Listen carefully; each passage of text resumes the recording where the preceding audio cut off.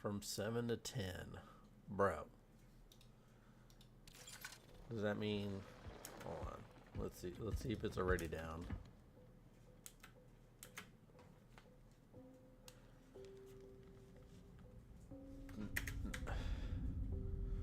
The servers are already down.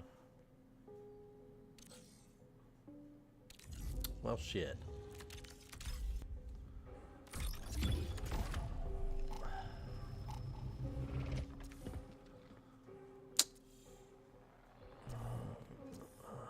Maintenance till 10, bro.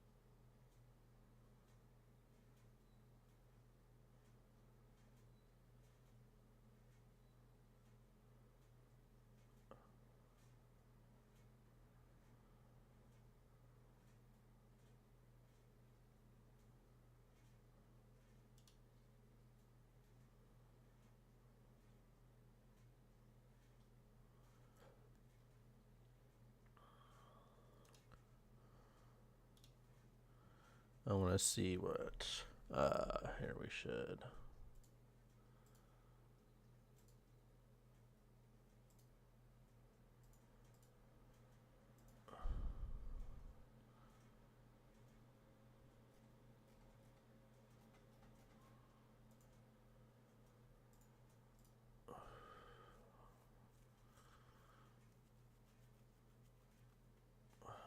Okay.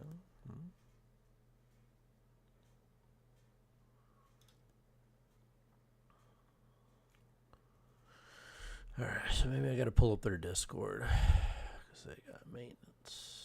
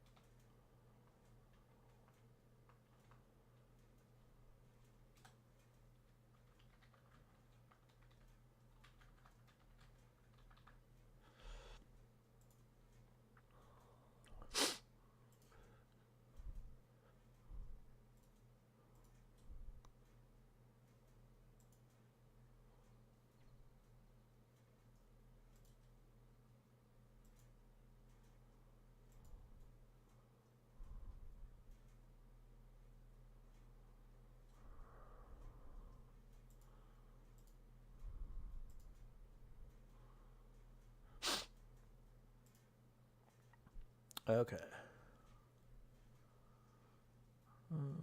Let's see. Here, let me load this up.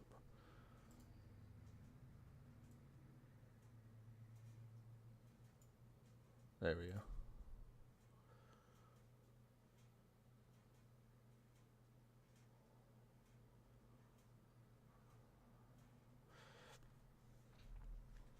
Well, I do have. I can watch our compiler kill.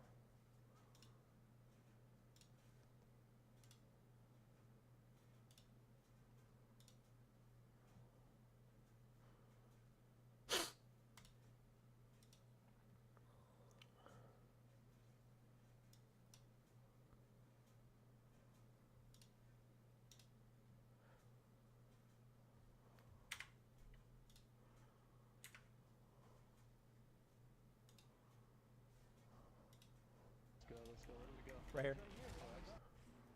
And I'm bringing those implants for you, Angel. Yeah, we go.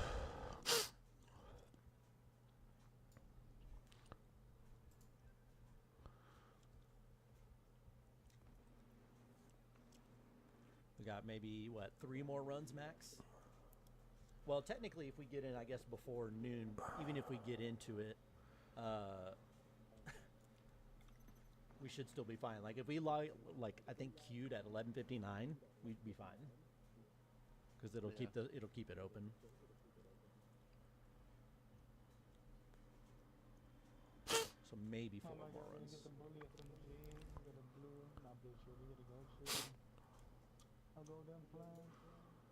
I'm gonna go down. You know, this entire run, we didn't run into anybody. Nice.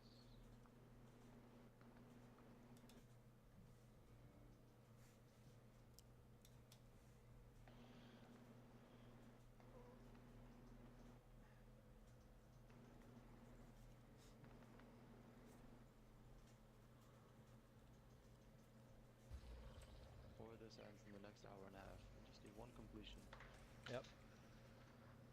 2 or 3 would be phenomenal. That'd be amazing, dope. But Yeah. 1 would be.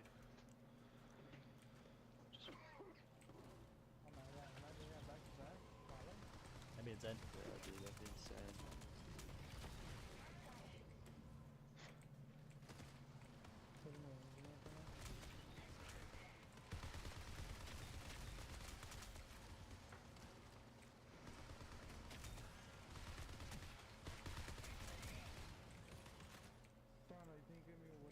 Oh yeah, my bad. There you go.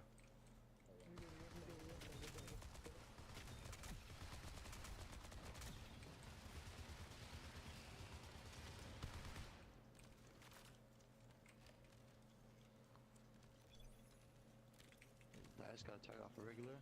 Let's go. Up here. Check this room just in case there's some shit in here. Nope, just heavy rounds, but I'll take those.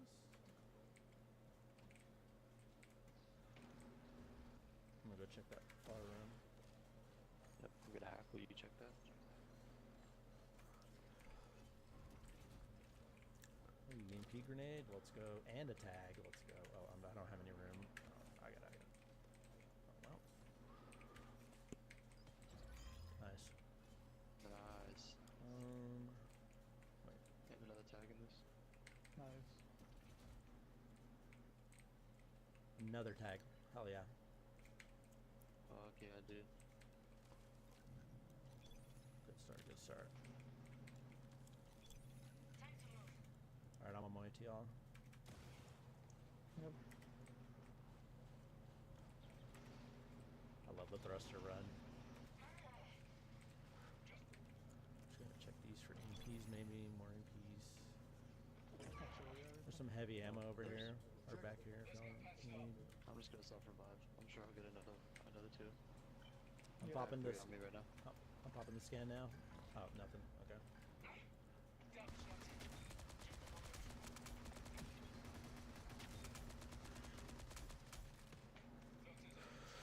Hopefully the servers are up soonish. Another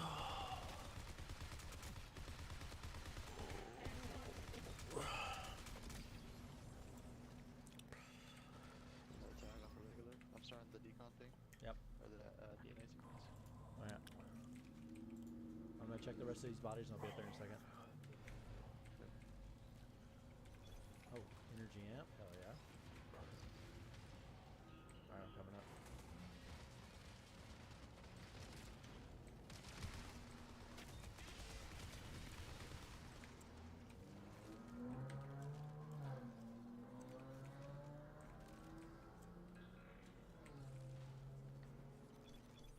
There's a cardio kick, self-revive right here. If you got 2 self-revives. Claymore. I think it's almost ready. Another computer up here. Nice. Alright, sequence is AGTC. I typed it in chat. AGTC. If you want to grab that. GTC. Yeah, I typed it in chat. We're at 2.5, which is great. Alright. Let's see what the scan brings. I'm watching over here, JST.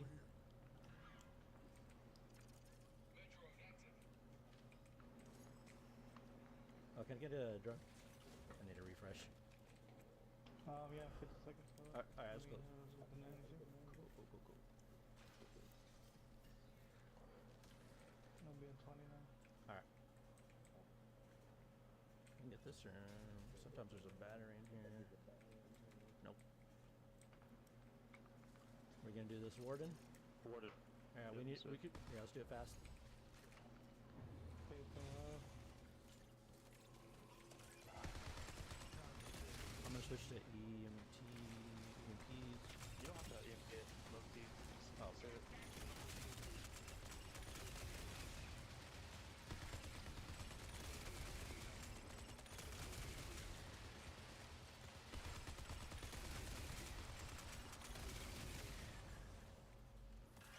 Is that all of them? Tags. Good shots, burns.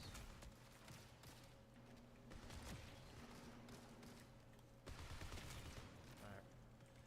Keep an ear out. Alright, you wanna put up a shield around me? Actually, let's check these bodies real quick. Yeah, check I everything. don't see any tags. Okay, so Alright, you ready? You wanna shield me while I hit this? yeah.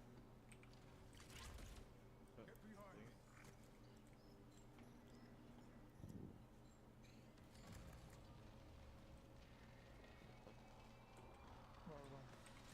Okay, we're so close to level 3. Let's just go down. Down right here. Okay. I have my Big shotgun some out. freaks down here. Yeah, I know, right? Drone it next time. So, Drone it next time. oh, So it seems like when is it Tuesday? Tuesday's patch day. Do they have patch notes yet? Let's see. it's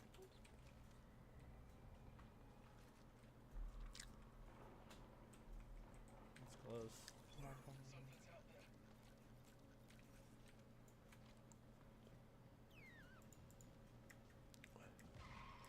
Got tag, 2 tags, 3 tags. Miner here.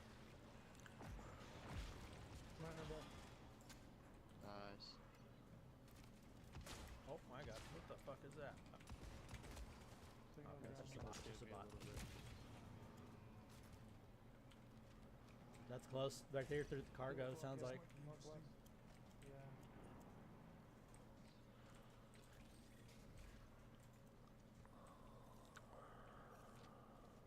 Wait, level 3, we just go up top? Let's go up top. We gotta be careful. They might come fall though. Yep. I might have shotgun out. One computer up there. Excuse me.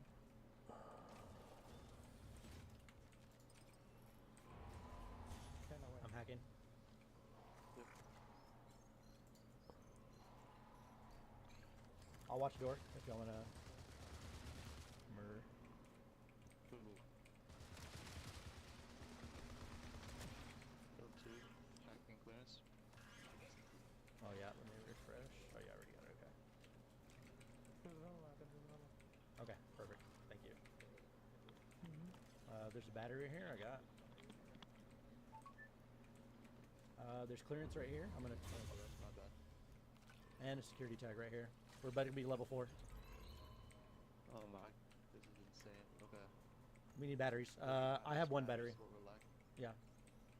Maybe the starter areas, maybe? I have There- no batteries. I have one. So, Look at how many batteries are up here.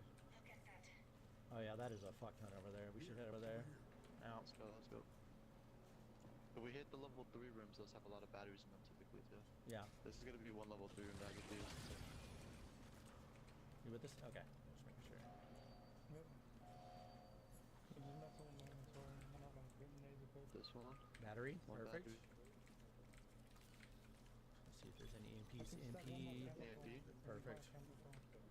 Actually, I'm gonna take Where are the one of batteries this stacks. So. How many There. people? Yeah. It's on northeast. It's on northeast. Or where? What? No, behind. I don't know. Yeah, it sounded like behind us. Yeah. I think there's gonna be batteries in here. Yep. Go back Keep on here. moving. Yeah. Keep on moving. Keep on moving. Battery here. Battery. There's one up here. Oh, there's one up near that level 3 room that has the cryo tube. There's one in there, down that hall. Battery right here. Wait, I heard a battery.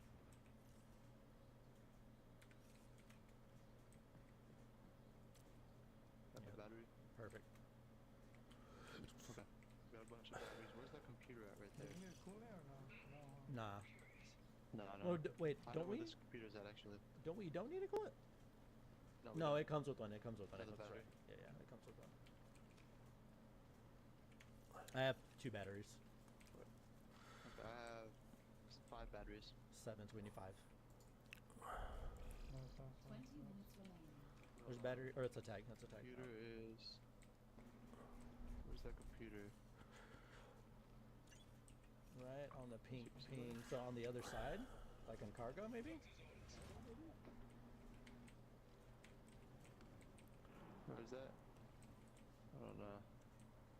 I'm gonna hit the scan and see if I can tell where Alright. it's at. All right. Sniper bot, fucking back, shooting.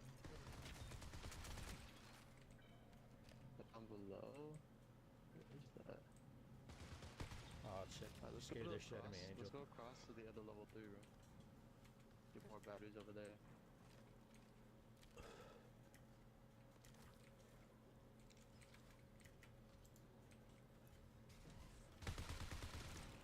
That bot just terrified me a little bit. Oh, scan. I'm gonna scan this real quick. As we're moving, I gotta. 2 security clearances, no batteries though. Where are we at? Batteries around us. Oh, EMP. Oh, let's go. Let's go. Dude, I have 8 EMPs.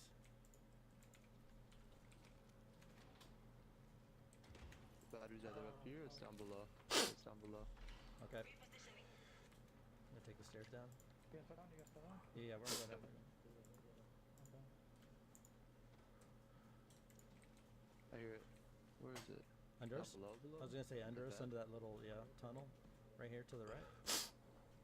Hold on. I don't see it. I thought it was in the vent, but it's not. Here? I heard it for a second, right, like here, I heard it for a second too. like right here. Right here. Okay. Did it? Okay. So I have 2 batteries. Should we just go do this? Should we go do this DNA sequencer real quick? Probably. We gotta take care of it anyway at some point. Yeah, yeah. Sniper bot spawn there.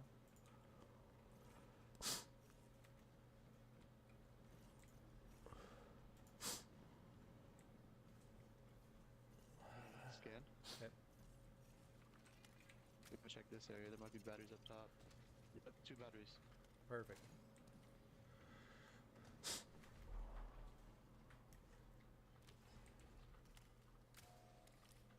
Battery, 2 battery. How many batteries do you have? 2. Okay, we need 2 more batteries. But we can do the sequencer or the scan. I'm sure we'll find more batteries. It's not fun. Alright.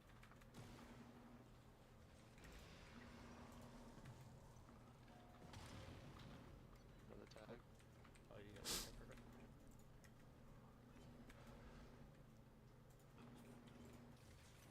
Checking in here.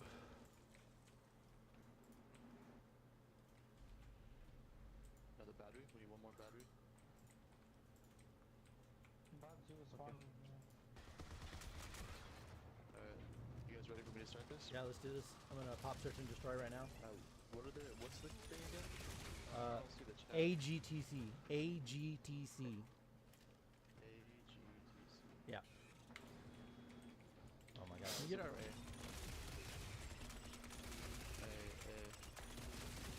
take care of bots? Found G. I found CNT. I found CNT. You need A? Yep, A.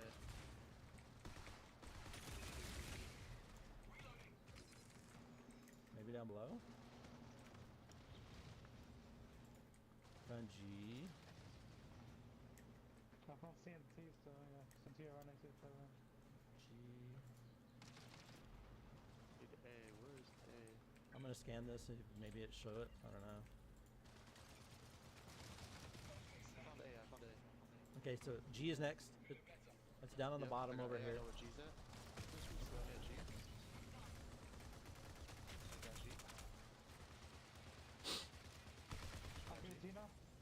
TNT. And then we need C. Yeah, see to your left. I'm gonna start looking for these bodies for. Good. Get it. TNT. Do I have more bots? Kill the box, kill the Awesome. box, kill the box. Oh, we got the bomb. Oh my god.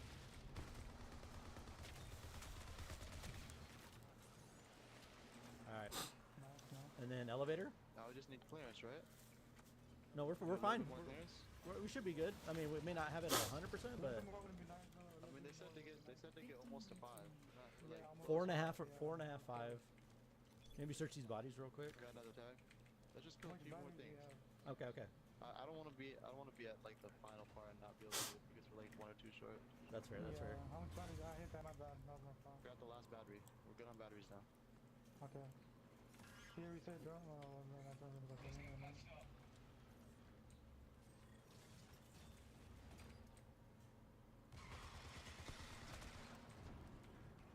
There's a scan right here. I'm gonna hit this. Just to hit it.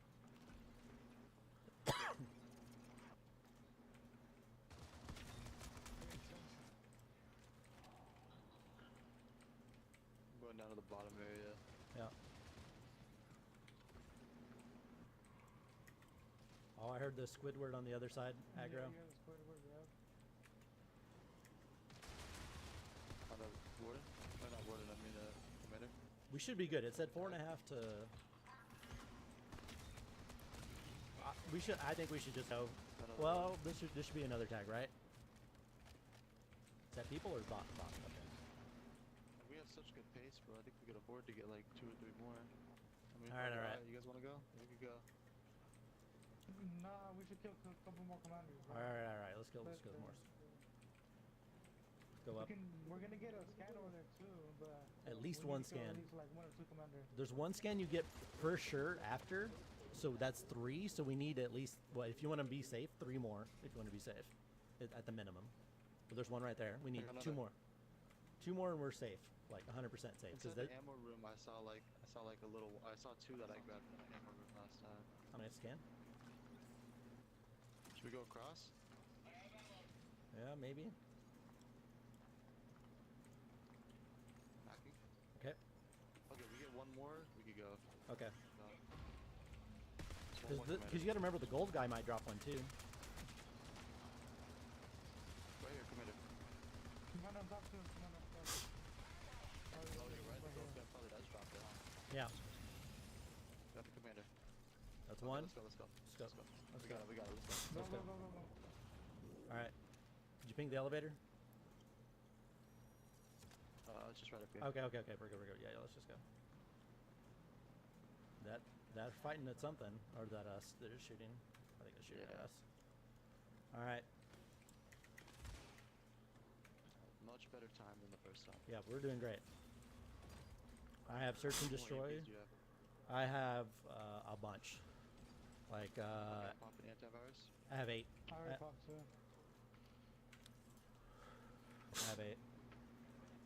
Remember, beeline it to the vent. Yep. And then we got to hack once we're in there. Oh, wrong way. Vents right here. Yep. Yo, people are not in here, right? No, there's. I mean, I think they are. I think there are people in here. Not gonna lie. what? There Oh, are people shit. in here.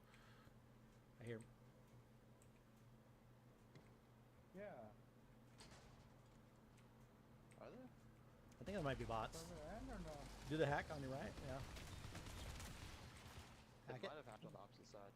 Hacking. Are we both doing it? Oh my bad. It's all good. All right, I'm popping ults, and then killing. Yeah, no, we're first team here. Gold's right here.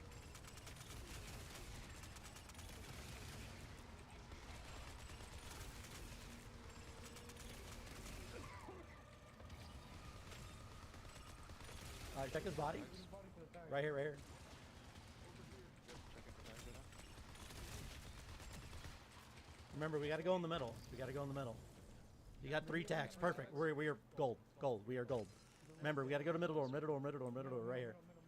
I'm putting a battery in, or 3 batteries in. I'm just gonna put batteries in. 2, 1 more battery, and then we're good. I'm out of batteries. We need one more battery right here. Got it. I'm gonna get out of here. Alright.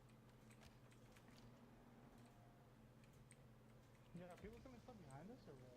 That's low-key what I keep thinking I'm hearing, but Yeah, bro, I keep on hearing I stuff. deposited I valve. swear.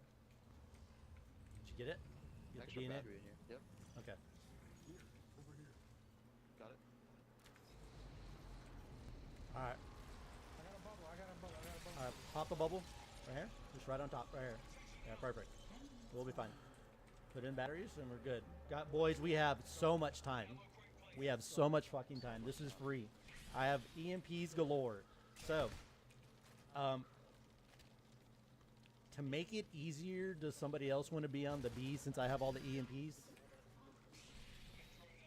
Be on the Oh, left. I can shoot, yeah. Okay, okay, okay. Because it'll be easier for me to just do it if I'm already aimed at him. You know what I mean? Throwing the EMPs. Yeah. And then, okay. So we'll just switch on the DPS on that. All right. Yeah, you gotta do it, yeah, you got it. Alright, we go, boys. Oh my god, we have so much more time. We More have time. so much time. Just run, just run. Easy jump puzzle, easy jump puzzle. Maybe before we go in, Angel, pop one of those OSs so you have like 2 minutes of it, so it'll help protect against the Yeah, EMP Is that hack. the cardio kick? Yeah, I can pop one right now. Okay. Dude, we have so much time, boys. We're looking so healthy on time. 100%. We're so healthy on time. And I have 8 fucking EMPs. I'm gonna try to toss one like every like 5 seconds, maybe like one mag. I'll in between mags. I should probably Kill wait. all the bugs too, cause I'm gonna put claymores at this entrance. Oh, when we get in there, this final room. Yeah. Cause I don't know. I feel like someone's kind of telling us. It's not telling us, but I don't know. Not that. They're not too far off. All right, we're in final room. I'm gonna go start shooting all these. I'm meleeing these. Yep. So that door would be right here where we came in. Would be where you want to do that. Yeah. All right. Ammo quickly if you need ammo. I'm a little low, so I'm not. Isn't there a guaranteed They're right. computer? No, it's at the end. It's at the end. It's after. It's at the end. Yeah, It's at okay. the end. We're fine. We're Grab fine. ammo. I'm grabbing a bunch of ammo.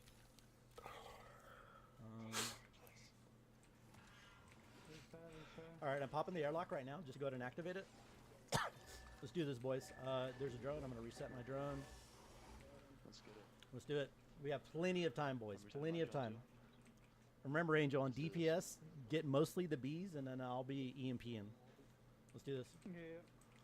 I'm gonna actually You pop. guys in? You guys in? Yeah, go ahead. Go. Call it. I'm popping that. Popping a signal jammer. Popping antivirus. Yep, I'm popping everything. Popping signal jammer. All right, starting. Go. Let's go. Let's start right here. Let's do you.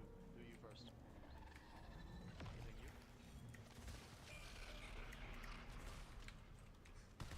Hey, one you? I have aggro. Yeah.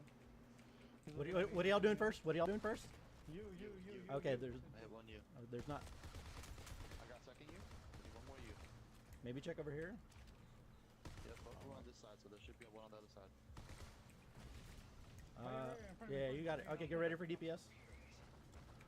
Yep, I'm ready. All right. Trying to get these. Did you get it? Did you hit it? Did you guys hit it? I thought you hit it. I thought you said you had. hit two, I hit two thought you said you had you. I thought Angel. I thought you said you had one. Oh, well, yeah, I thought you hit it. No. Well, I hit two. We need one more. There's three in total. There we go. We're fine. That's fine. It started.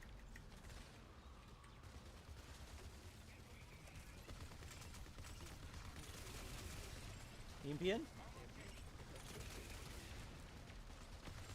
Focus on the greens. EMP in.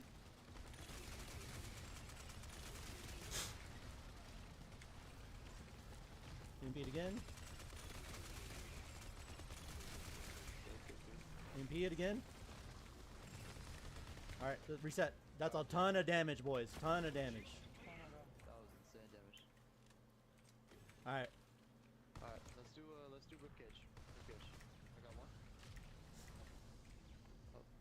Oh, he's after me. He don't like me. Oh my god, bro. Oh my god. What y'all do? What are y'all doing? What are y'all doing? Rib cage. There's one on my ping. Blue ping. There is a rib cage on my blue ping. Okay, I'll go grab it. The boss is over here. I'm trying to pull him away. I'm out of ammo. Yep. Holy shit. I'm out of ammo. That's not good. I'm out of heavy. I got 2 rib cages. There's okay. Oh I my can god. drop you some heavy. 2 rib cages. Okay. I'm dropping heavy in the middle. Okay. Dropping heavy in the middle. All right. I dropped 2 stacks. Oh my god. Need a heal. Did you find the rib cage? No. It's over. Oh no, that's a spot. That's a spot. Oh, yep. I'm hitting it. Oh, you got it. I'm self-resing. Don't worry about me. I'm self-resing. Hit the rib cage. Hit the rib cage. I got you. I'm almost out of ammo. You're gonna have to DPS or fuck. I'm just almost out of fucking ammo completely. God damn. Okay. I'm just gonna EMP. You're gonna have to do both. I don't have am. Did you get it? We're fine. Hit it. You got it. We got it. Here we go.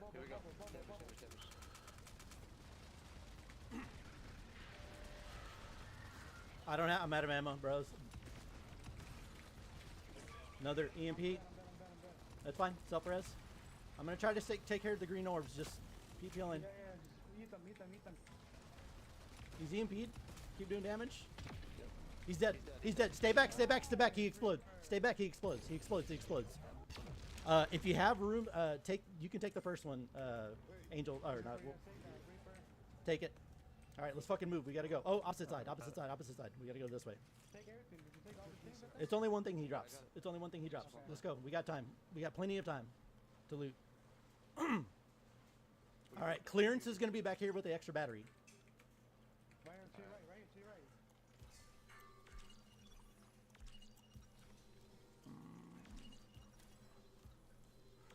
Whoa, is that alloy? Yeah. Oh my god, I can't even hold this. Can't hold what? Dropping my shotgun. I'm taking all the hyperdator stuff. We have so much. That's for ammo, by the way, for the contraband. The battery, we need the clearance up here. If you have the battery. Where's the new gun? Did you guys get it? It's over here to the right. Somebody already gotten it. It should have been right there. There's one out here. No, there's a gun out here. Oh, I mean, I'll fuck. I'll see what's up, you know? I don't mind. There's- I got room. I'll drop my bullet for that, baby. All right. So we're gonna each get a gun in here, anyways. We're each gonna get one. So, perfect. And then ammo. That's ammo on the ground. I'm dropping these bubbles, boys. We fucking did it. We just fucking cleared fucking compiler, y'all. Insane run. And look how much time we have. That was insane. boys. Insane run, boys. We fucking did it. Oh my god, Let's- we did it. Can I drop the key now? This key? Or no? Yeah, we don't need. Oh well, I don't think we need the clearance, but I'm gonna go hit the exfil unless you wanna. I mean, there's really not much else to explore. Okay, Hold on, I kind of want to just... make some room maybe. I want to take this in. Yeah, take this in, guys. We got a minute, bro. Shoot. I'm gonna take that, yeah. I'm gonna take that, yeah. I'm gonna take it. Don't take that gun right there, too. Bro, I can't believe we did that fast, dude. We annihilated. This is compromised. My legendary gun's compromised. You guys have anyone have a thing that fucking... No, you'd have to go back to try to find it. Yeah. That's sad. Okay. I think we don't need. There's no one in here? I don't think so. No bosses or anything.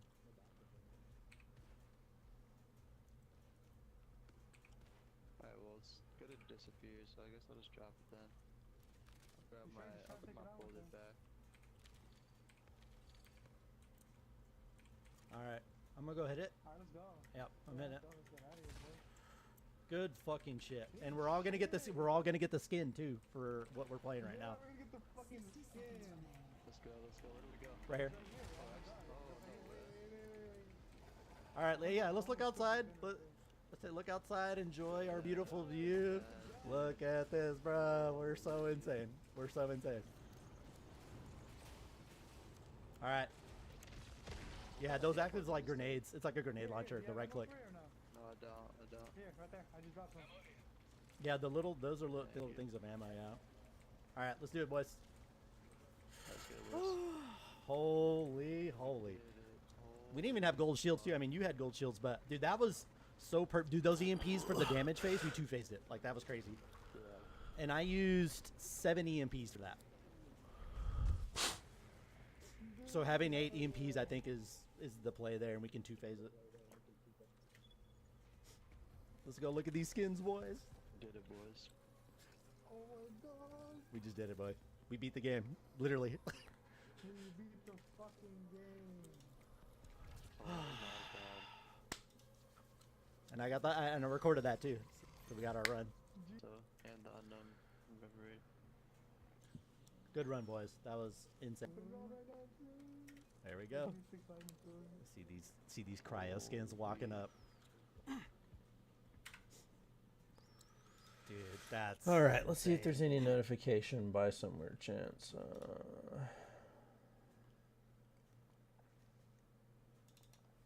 I'm gonna check in. Sometimes they always say like, "Hey, the maintenance is gonna be until X amount of time," but sometimes they'll get done early. You can sometimes log in. Well, what's it, Tuesday? So Tuesday is usually maintenance. Let's see if anybody has any new content up for about Martin. Ooh, my name is Bife. I already watched the Death Cult of Arachne thing. Oh, this is like an hour long. Perfect. We can watch that.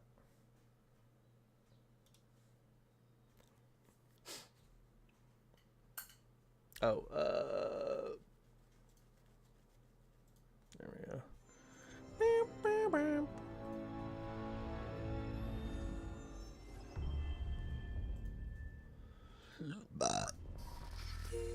All right. Nope. Okay, it is completely down. Like down. All right, well. Well, this Jake the Allright video is like an hour long, so.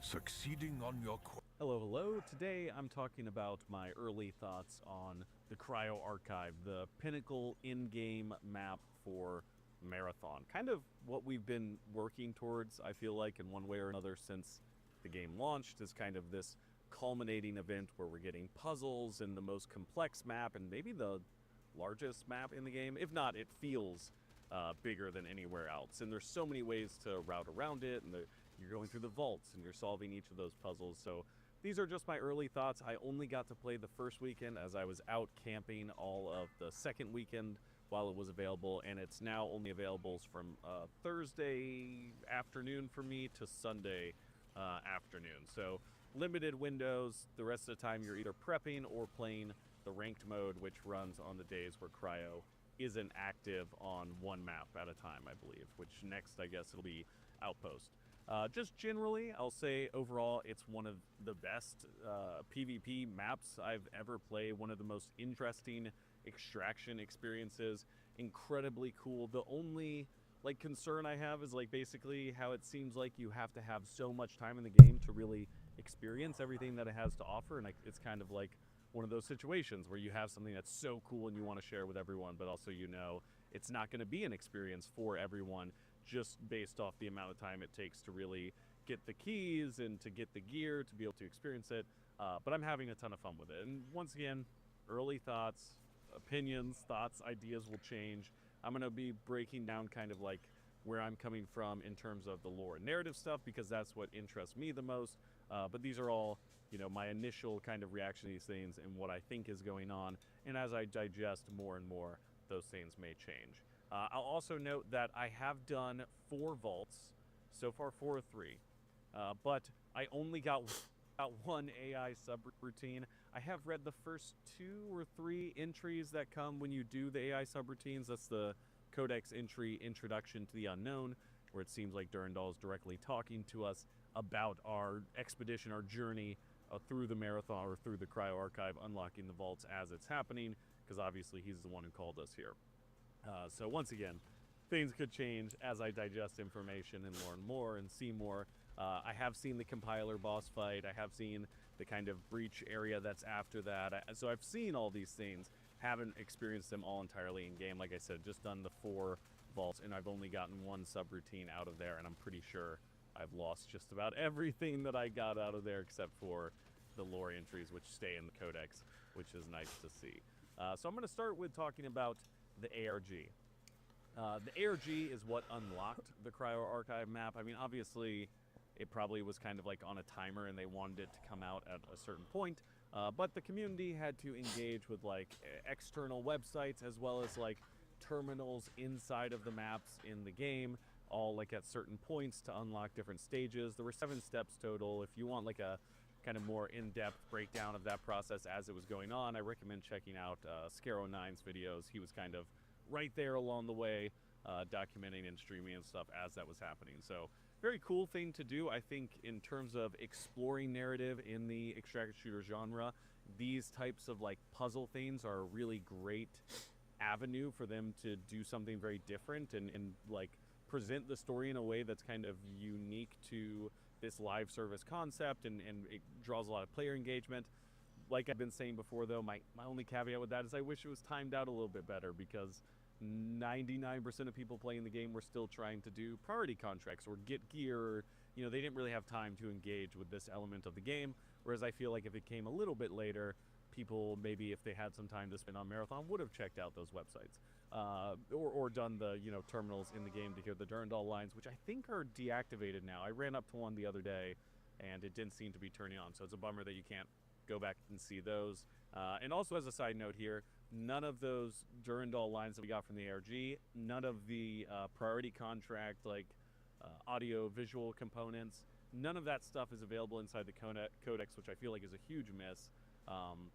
I will recommend, if you guys want to like read through the lore stuff but don't have the time to get all of the items, codex.cyberacme.systems is an incredible website. I'll have it linked in the description where you can click through and read all of the entries and listen to the audio logs. They've done a fantastic job setting that up, so I recommend checking that out if you're looking into it.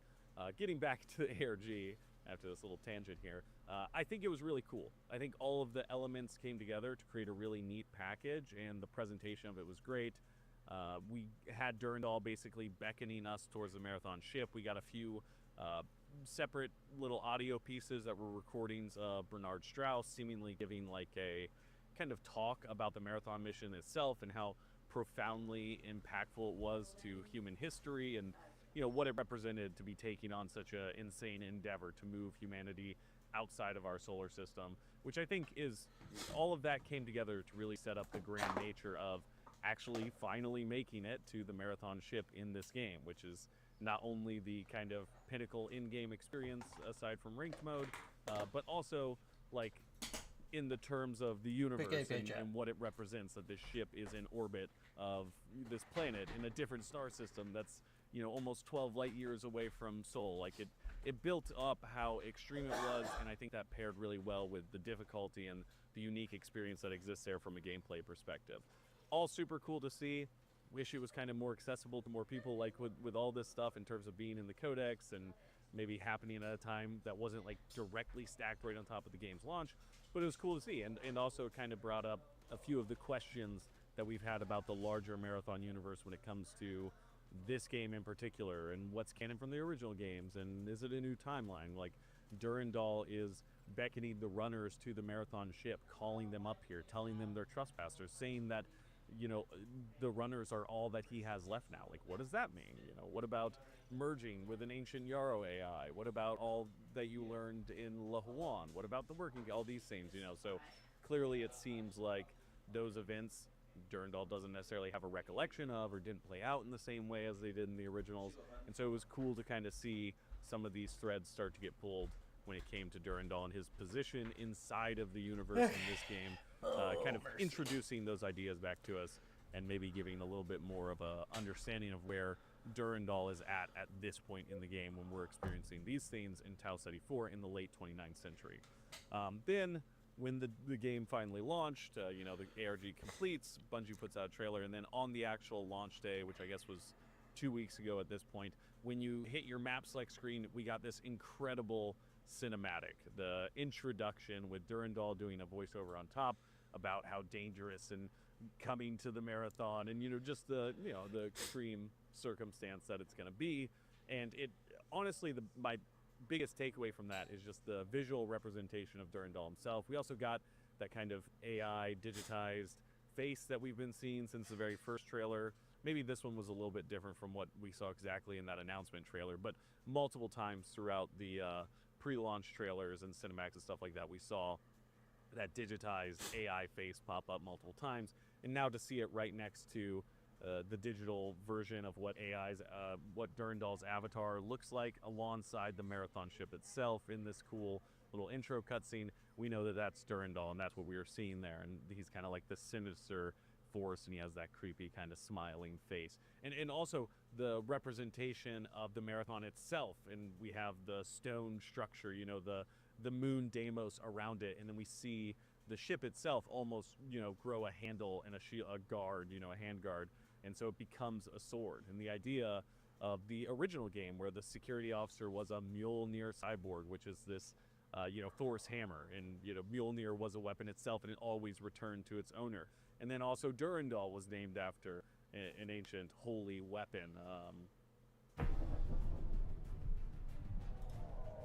The board found new ground to assimilate. So having this idea of these weapons and who's wielding them and what is their purpose being kind of one of these overarching themes from the original trilogy, and now to see that come so directly into view in this new entry where Durandal's literally being depicted as a sword stuck in a stone, and he's calling us there. And so now it's positioning us as the runners to go and pull him free from the stone. And what happens when that sword is freed? Do we become the ones who wield Durandal? Does Durandal, like it much so in the original games, where, you know, the security officer, the Mjolnir cyborg, goes to Lohuan and is being wielded by Durandal as a weapon for his ends, and always returning back to the terminals to talk to Durandal, in the same way that the Mjolnir, you know, hammer itself always returns back to its owner. So to see that kind of come full circle and to, I think, largely set up what the main kind of driving plot line would be from the perspective of the runners as we go forward and we learn more about what actually happened to the Marathon and what the goals are of these factions.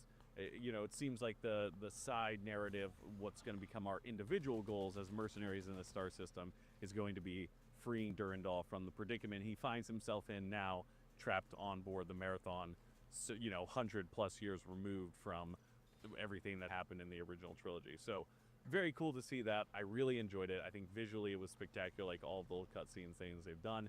And once again, setting up kind of this larger narrative stuff, I think in a lot better way than what we saw in what I'm assuming, once again, is the bulk of the seasonal story progression content inside of those priority contracts. All right, so moving on, I want to talk a little bit about the collectibles. The intel entries obviously are where we're getting so much of the world building for this game, and I think specific to the Marathon ship itself, the world building coming from the intel entries is doing a little bit more to kind of like shape what's happening in present day as opposed to just filling out the world. With that being said, a lot of the entries are just expanding on things from the original games or introducing more context for people who aren't familiar with kind of the larger universe of Marathon. But there are like 3 or 4 entries that I feel like are entirely new, and rather than like expanding on ideas, are really kind of shaping what this story is going to be going forward. So I want to just briefly, you know, talk through each of them and give you my early thoughts on them. And then at the end of that, I'll kind of give you my general idea of what I think is going on in the narrative, and that should be about it. Okay, so first, the Expedition Manifests, which are a handful, I think 6. Yeah, it's 6 of them. They're these recordings from people who are joining the Marathon project. So this is like some cool background on a lot of the characters that we've experienced through the, you know, getting intel from the priority contracts and also the other lore items that we encounter. Dr. Mari Hassan is in here, Dr. Valentin Cole, you know, the guy that we saw in the marketing materials applying for the Cryosleep Bat recording is in here for the Marathon project.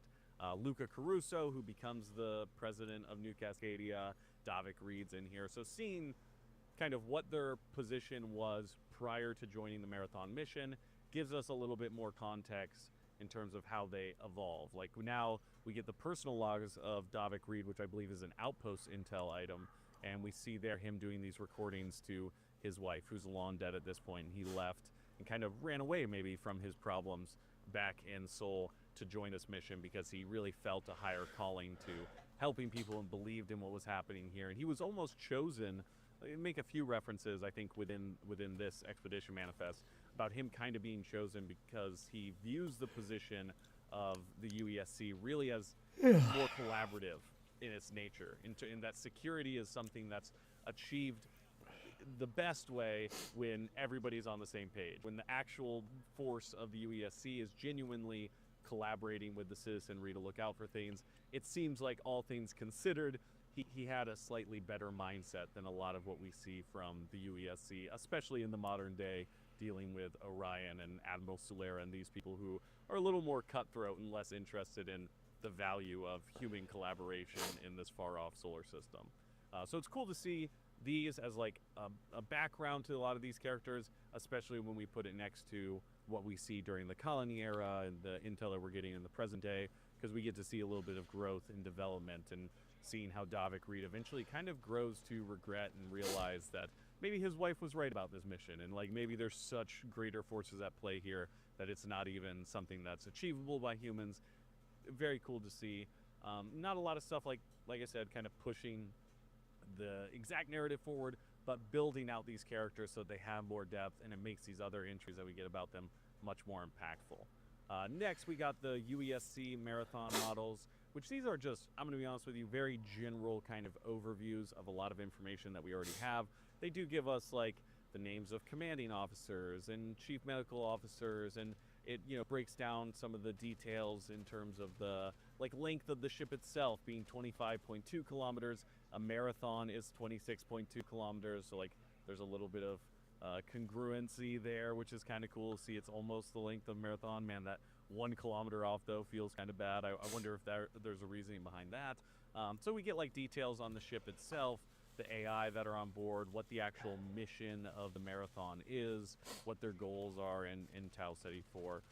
A lot of stuff that like generally we already have a pretty good idea of, but to see it kind of written out here gives us, I guess, more concrete objective data in terms of why they're doing certain things that we largely could have pieced together by all the other information that we have.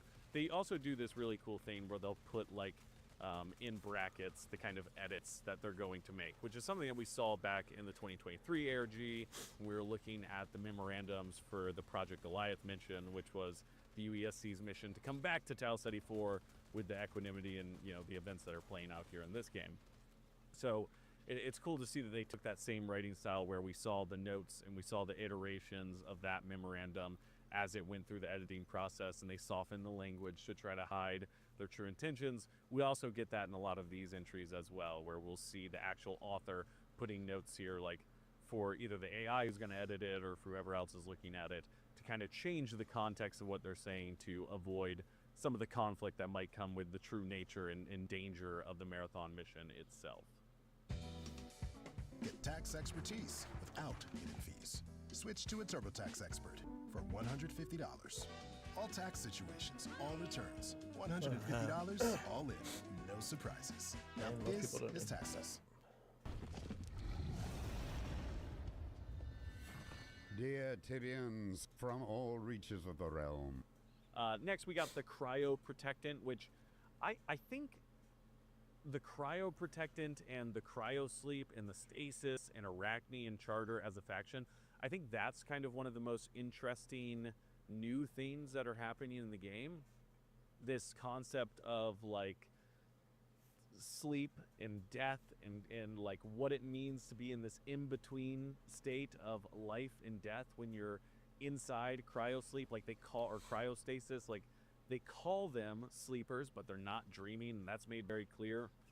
And the repercussions of doing the cryo sleep, not just on your physical body and how they have to cycle you in and out of sleep cycles to make sure that your tissue doesn't get destroyed so you can do this long duration, and how like some people inside of the cryo sleep cohort are doing like longer wake sleep cycles, and that's kind of a little bit of testing and seeing like how human bodies hold up, and the spiritual concept that like some of these people who are in cryo are aware of these studies or ideas back from Seoul, where as your body goes in and out of cryosleep, you might lose parts of yourself. Like, is there genuinely a metaphysical aspect of yourself? Is there a soul? And you know, this is something that science, even in the far-flung future of Marathon, hasn't fully figured out. It doesn't understand yet. So it's cool to see the kind of abstract conversations about the metaphysical nature of reality occurring alongside this, you know, incredibly advanced technology, where you would think at this point maybe they would have been able to deduce or scientifically, you know, define what the soul is, or what makes the person the self, or if it's all happening in the brain, or if there's some abstract other component to it. But they haven't, and so people are still forced into this situation where if they are going to take part in this cryosleep technology, they have to have those considerations of, well, if there is a soul and maybe I'm losing pieces of it when I exist in this not dead, not alive, you know, sleep state or whatever it is that something that we should consider? Is that something that would, you know, draw us away from it? Am I even going to remember having this conversation next time I wake up? Am I going to have, you know, huge mood swings? Am I going to have like a change in personality that kind of like what you see, you know, in traumatic brain injuries, where people can really be affected by those and change it, how scary that is for the people who know them and their loved ones, and how it's not something that sometimes like their own brain can identify or understand, because they've lost that, you know, ability to even have the memory of who they were before. So it's like it can be something that you don't even realize is occurring. And the fact that Arachne was born out of the introduction of the stasis technology, and this cryosleep was kind of what seemed to have led this cult into a worship and be back, chat. Hold understanding on. of death and what that process is. What? And getting I'm coming.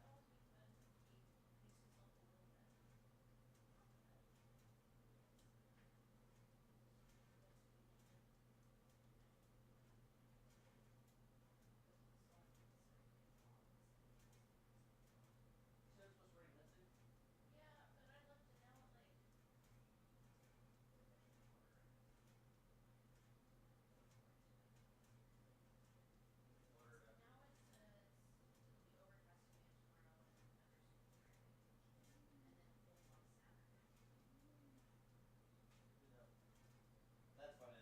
That's funny as fuck. Bruh. Yeah, at least she was okay. She looked fine. Like, damn. Crazy. That's wild.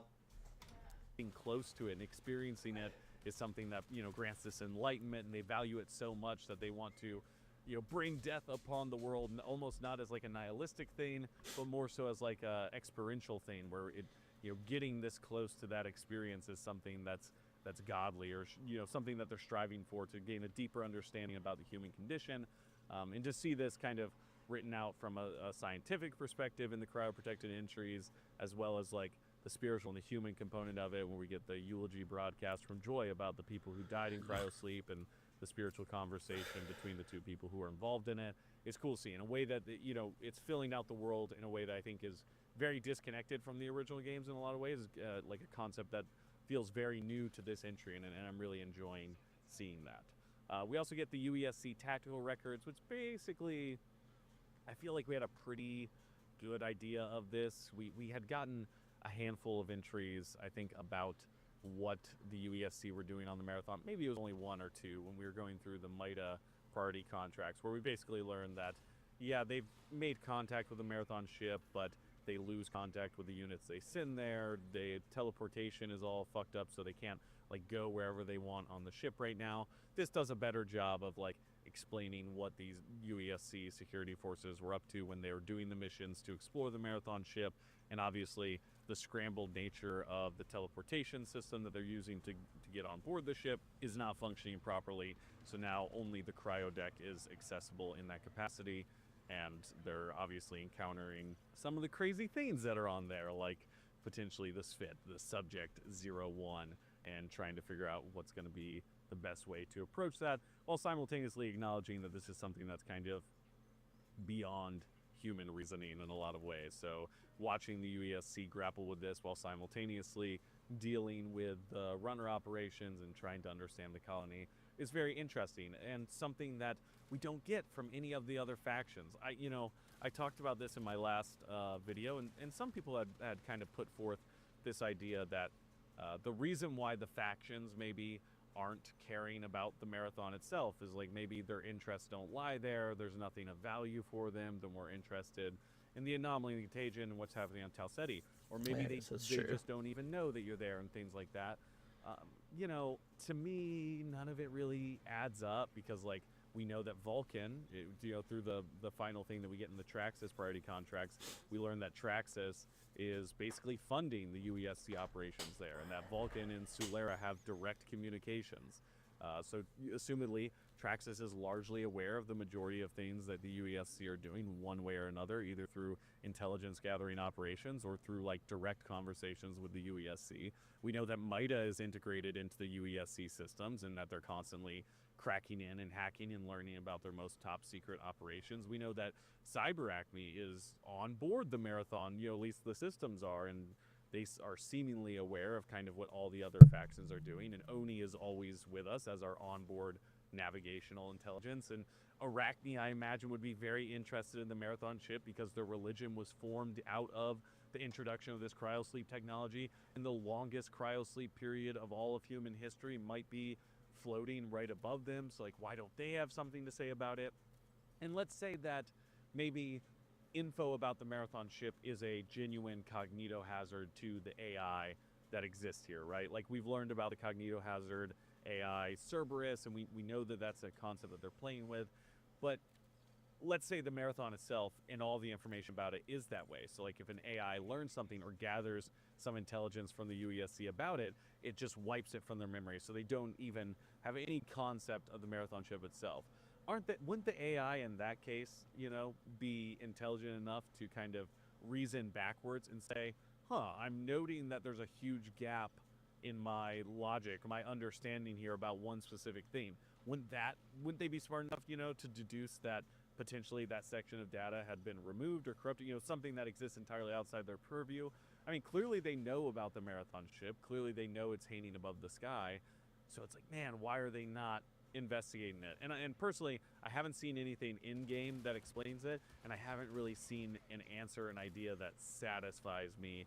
I'm sure there's something that could be written, right, that just like explains why they're entirely silent about it. It could also be just a thing where it's like, no, they're going to care about it a lot. It's just coming in the next season.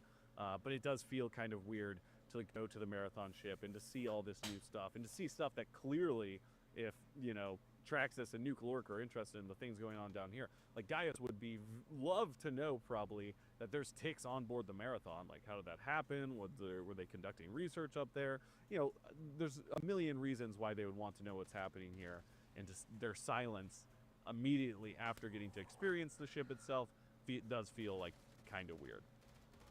Next, I want to talk about the personal logs from Ulysses Pike. This is very cool. We get to see 5 entries here, which follow a generation of individuals who stayed on the Marathon during the journey but weren't in cryosleep. The first was Officer Ulysses Pike, who the first thing we get is a conversation between him and Davik Reed. So this is someone that Reed knew prior to the Marathon expedition. This is a personal friend of his and someone he worked with within the UESC. And we get to see kind of the disparity between people who were placed in cryosleep and those who were forced to live on the Marathon, the Bobs. So we get to see kind of historically how, they were looked down upon, came to being. They got this derogatory term. And we get to see it from a more personal perspective of 3 generations of people. One who had memories of life on Earth or Mars or whatever, and then their son who was born on the Marathon, and then his grandson or granddaughter who was born on the Marathon as well. And also we see how Durandal is kind of meddling with their affairs and potentially going behind the back of Gabriel, who was determining who can procreate to make it so that this family could continue to have children and carry on for whatever reason, right? Like clearly Durandal was involved with the ship and the expansive kind of memory he was granted, which we learn about here in a little bit from some of these other items that we get. He was invested in what was happening on the ship, and he was developing emotions and going through this early extended period of rampancy, and he was kind of worming his way into a bunch of other systems. It's also interesting here to learn that like Gabriel was active in some capacity on board the Marathon. I feel like everything that we've seen so far has really seemed to indicate that a lot like the colony AI were held on board the Marathon, but they weren't activated until they actually got to Tau Ceti 4. Whereas in these entries, we learn that Gabriel was kind of in charge of this system of determining who procreates, which we kind of got a hint about in that press conference early on, maybe in like one of the Sekiguchi priority contract lines. We got a press conference entry, or maybe it was CyberAcme or something.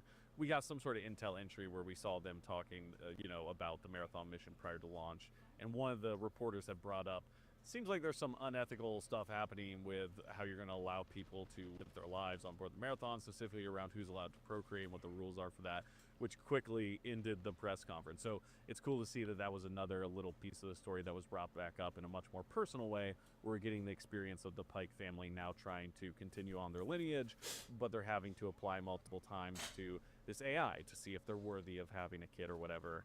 And ultimately, these conclude with Durandal saying to the youngest kid about how, like, what's the difference between you, who's forced to live your entire life on this ship, and, the people who are put in cryo sleep? Like, is their life more valuable than yours? Do they have some, greater right to life, liberty, and the pursuit of happiness at the new colony, the next advanced state of humanity, than you do, and you're forced to live out your life in the halls of the Marathon? Like, clearly he's finding an emotional connection with these people in their plight, as he himself at this point is kind of bound by the experiments that Strauss is doing on him and his position on board the Marathon, which opening and shutting doors and doing things that are very basic and kind of intentionally beyond what he's capable of achieving. So another really great thing that I think builds out the larger universe and gives more insight into the day-to-day lives and operations of the Marathon ship.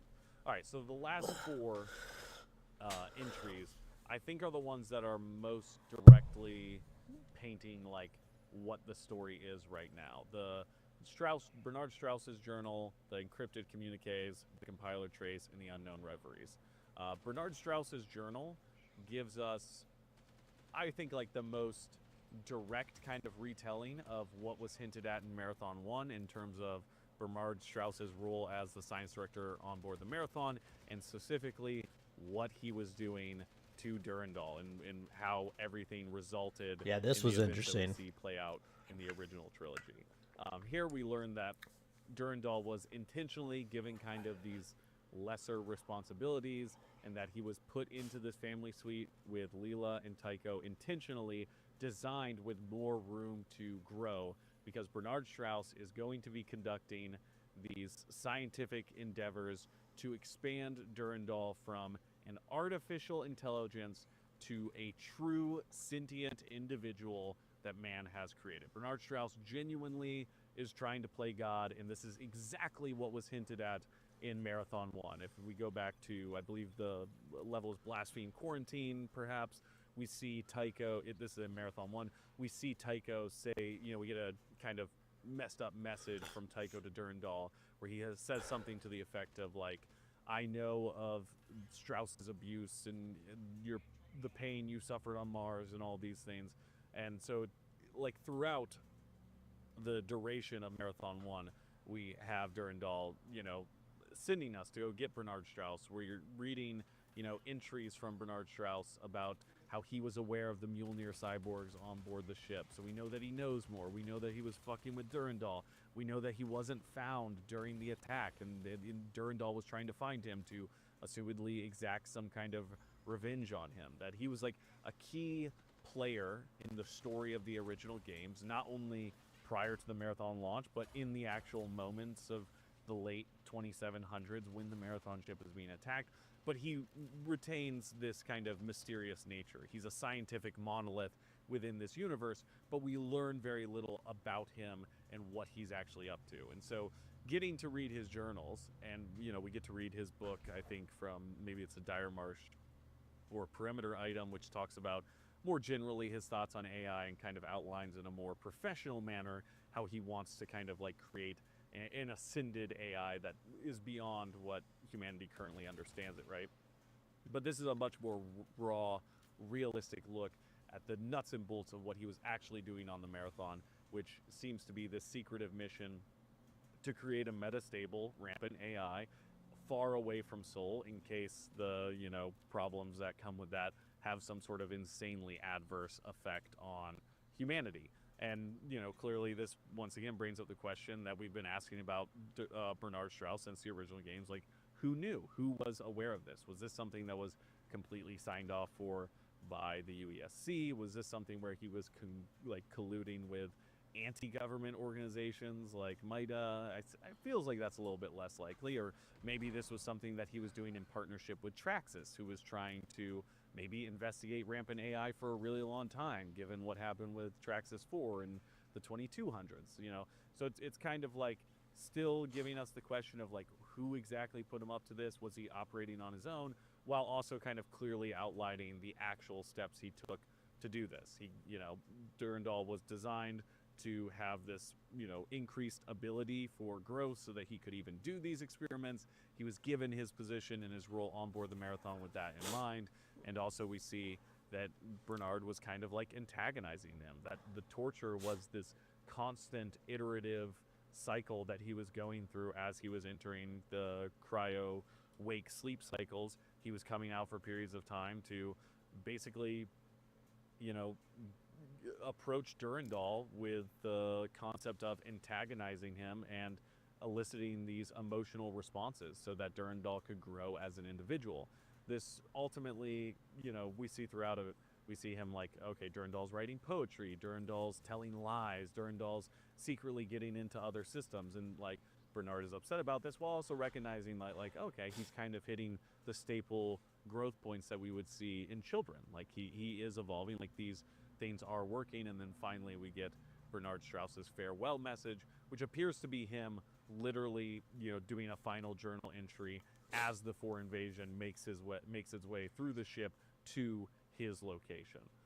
So it's cool to see this very direct telling of it, and also it positions kind of. Come on there, it's time. Let me show you around. This is the ship. In more detail exactly what Durandal was experiencing in the moments leading up to, all right, I've hijacked communication systems, I put a signal out there, and I know something's coming, I have a plan to get out of here, which is very cool.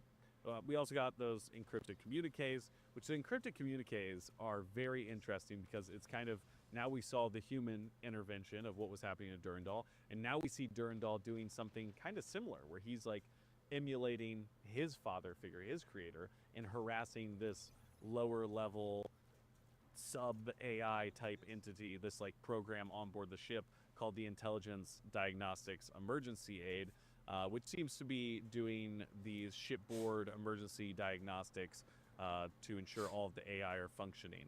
And we see that Durandal is breaking into this AI systems, or maybe it's not like a full AI, right? But it's like a program that's similar in some nature, and having conversations with it and harassing with it and abusing this other AI system, and having these conversations where he's telling him, I'm going to wipe your system and one day I'm going to consume you whole. And then the final message is from the IDEA, the IDEA, that's the name of the system, right? The Intelligence Diagnostic Emergency Aid. But it's from them, but it's in the voice of Durandal. And we see that Durandal devoured him and took over that system to hide himself on board the Marathon. Now I'm thinking that like structurally, what we're seeing here is Bernard Strauss pushing Durandal to rampancy, you know, in pursuit of developing this true intelligent AI. That's what the Bernard Strauss's journal is. And then the encrypted communiques are showing, this is what I believe, this is what happened just prior to the actual calling of the four arrival. So now we saw how Durandal went rampant, kind of the process that took, and now we're seeing, like, all right, the moment where Durandal makes his great escape, which is calling the four there, fucking with all the Marathon systems, and then putting himself on board the four ship to go to Lohuan to, you know, further his investigation to, you know, escape and become a god.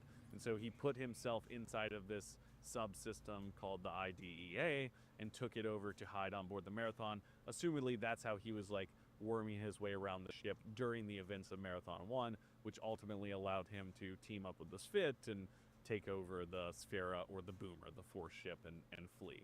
And so this kind of feels like, you know, more personal perspective, him formulating that plan, and then ultimately, you know, using this as a tool. And then we get the compiler trace in the Unknown Reveries. Okay, the compiler trace item is the red item, super rare, a lot of money. I think like 40K. Is that true? Maybe it's some incredible amount of money when you exfil with it. But this seems to be a entire retelling of the Sphit history that we get primarily in Marathon 2. I believe we get a little bit in Marathon Infinity as well. But it seems to be all of the historical myth of the Sphit and their creation retold in a more personal tone from the perspective of a Sphit that seems to have been through all of the events of Marathon 1, 2, and Infinity. So the first, like, 4 entries are kind of this retelling about how the Sphit are these biological organisms that were uplifted technologically to this incredible state of sentience and intelligence by the Yarrow, this ancient alien race, and that those were their creators. And with the help of the Yarrow and them being uplifted technologically, they were able to create this paradise utopia on the planet Lohuan, and it was terraformed, and they lived there alongside their creators. And then ultimately, as we see in Marathon 2, Euros, YRRO, seems to be a name, right? And their mate or their partner, Pythia was ultimately killed by the Working Kakantur, and then Euro flung the Working Kakantur into the sun. That's why the Working Kakantur is trapped inside of the sun, their sun prison in Marathon Infinity, and why when the four use the Trizeme to blow up Lohuan's sun, they're freed, and it creates a whole host of problems that result in the timeline hopping shenanigans of Marathon Infinity.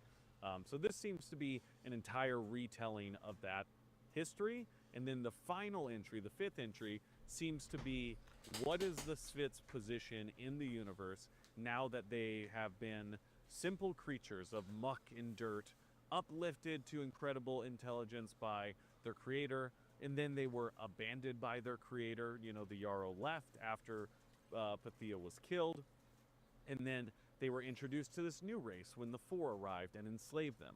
And then they met Durandal, and they were freed from their from the four captors, and then they went back and they overtook their homeworld. So, like, as a race, the Sphit have been through a lot, and they're hyper intellectual, and they're incredibly advanced. So they've kind of recontextualized or reconceptualized what they are and what their position is in the universe as these very intelligent, near immortal creations of gods that have long abandoned them, and they've seen the horrors of what all these other organisms are up to in the universe, and the enslavement and the violence, and now they seem to be positioning themselves as these documentarians or historians, and they're going through the universe and documenting these long dead worlds. And it seems like the reason why they're here in Tau Ceti 4 after all the events of Marathon 2, 1, 2, and Infinity, which I think at this point, just based off my interpretation of the compiler chase, the Unknown Reveries, seems to be like canonical and did happen in this timeline in some capacity, is that now they've kind of assumed this mantle of having themselves as their leader. They're no longer under the control or under orders of Durandal or the Four, or, you know, abiding by the Yarrow. they have ascended. They are their own people, they have their own goals, and they're going to use this kind of incredibly complex data structure that is their biological, technological integrated body systems to document the history of this universe and go to these worlds that have died or been abandoned to kind of retain that information. Maybe in a way kind of giving a little bit of a personal, harmony with the experience they went through, having lost their home world and having been, the memory of a pretty connected memory of all of these experiences. And so that kind of explains why they're here, because seemingly based off the drone survey cartridge lore entries that we get on Perimeter, it appears that Tau Ceti 4 may have been intentionally placed in this position inside of this solar system in just the perfect spot in between all the debris that is orbiting the star on this super Earth that may have been terraformed by an ancient alien entity long ago. So maybe something is here, much like how we got the secret, message on the Marathon 1 map. I believe it's the rose, perhaps, that says the Yarrow were at Tau Ceti. It appears that maybe the Sphit are going all throughout the universe, finding these locations where the Yarrow have existed and documenting what occurred as kind of the goal of their race at this point as these supercomputers. That seems to indicate to me that the events of Marathon Infinity, where Durandal combines with Thoth and they're able to achieve this hyper, intelligent Zen sentience that we see in the, final end screen of Marathon Infinity, it seems like that happened. And it seems like the Sphit were in a position where their home world had been destroyed. There's really nothing left there for them at that point. And so they're going to kind of move on with their lives and perhaps maybe join this ancient Yarrow / Durandal entity on whatever journey they take. All right. So that gives us the final item, the lore entry that we have to talk about, which is the unknown reveries. Reveries are like a daydream or like the internal thoughts, someone getting lost within their own thoughts. And these all seem to be the daydreams or internal thoughts of Durandal, considering the experience that he's currently having. This all seems to be about how Durandal is on board the Marathon ship after having grown to this incredible size because he became a rampant AI, and then he was able to transfer himself over to this, Switch or the Force ship, and then integrate with this Yarrow technology. So he's this huge, massive intelligence that takes up a lot of literal data. Somehow he was put back on board the Marathon ship, and it seems to be him grappling with now having less ability because he's trying to cramp himself down onto this old, very outdated tech after he's kind of expanded and become, much larger in size. It seems that he's talking about being abandoned and left here, and he's being forced to kind of in this circular nature, eat parts of himself, destroy some of this data to continue to exist. And as he destroys that data, he knows that he's losing memories that he had and thoughts and ideas, and he's making the smallest version of himself just to survive. And we see that he's aware that this is happening, but he doesn't know. He knows he was abandoned by somebody, but he doesn't really know who it was or when it was, or because he's trapped, he's confined to this old outdated tech. I think that what this is setting up is that the idea is the Thoth Durandal entity came back to Tau Ceti, most likely, right, in pursuit of exploring the Yarrow technology that was here after having integrated and learned about the Yarrow technology in Lahuan to create the gravitational force field in the Yarrow station that holds the working Kakander inside the sun. I believe that they came to Tau Ceti, and it seems like that ancient Yarrow AI Thoth may have tricked Durandal into putting himself back on board the Marathon and then split from him to investigate the Yarrow tech or working Kakander or whatever it is on Tau Ceti 4 itself, which I believe is what the anomaly and the contagion is. And so that's why I think the Sphit maybe are being seen as the harbingers of the anomalous presence, and we're seeing the kind of religious worship of them on Tau Ceti 4. I think that they might be working alongside this Yarrow AI, or possibly just documenting it in the human interpretation of these crimson cloaked alien entities guiding the way towards you know, forever or whatever is maybe a misinterpretation of them just being observers in this, or perhaps they're working alongside it. Maybe this, you know, ancient AI is attempting to wake up a working Kagadur buried here on Tau Ceti 4, or maybe the anomaly itself is just some incredibly advanced technology that's operating beyond our understanding, which is exactly what we're seeing written in kind of the entries that talk about the anomalous sample and the anomaly itself. And when you extract one of those cubes, it says like, this thing could take a bullet and sing a song and a key only a star could hear. It's like so beyond, we have no idea what it's doing or how it works. And these unruined reveries seem to be Durandal's cyclical thoughts as he experiences getting abandoned by the other AI he's merged with, and simultaneously getting trapped and having to get smaller and smaller as his systems learn to grow and exist on the Marathon itself. And this would explain to me why Durandal seemingly isn't aware of all the stuff that happened in Marathon Infinity, because all that information has been deleted, but he is hyper intelligent and aware that he's lost something.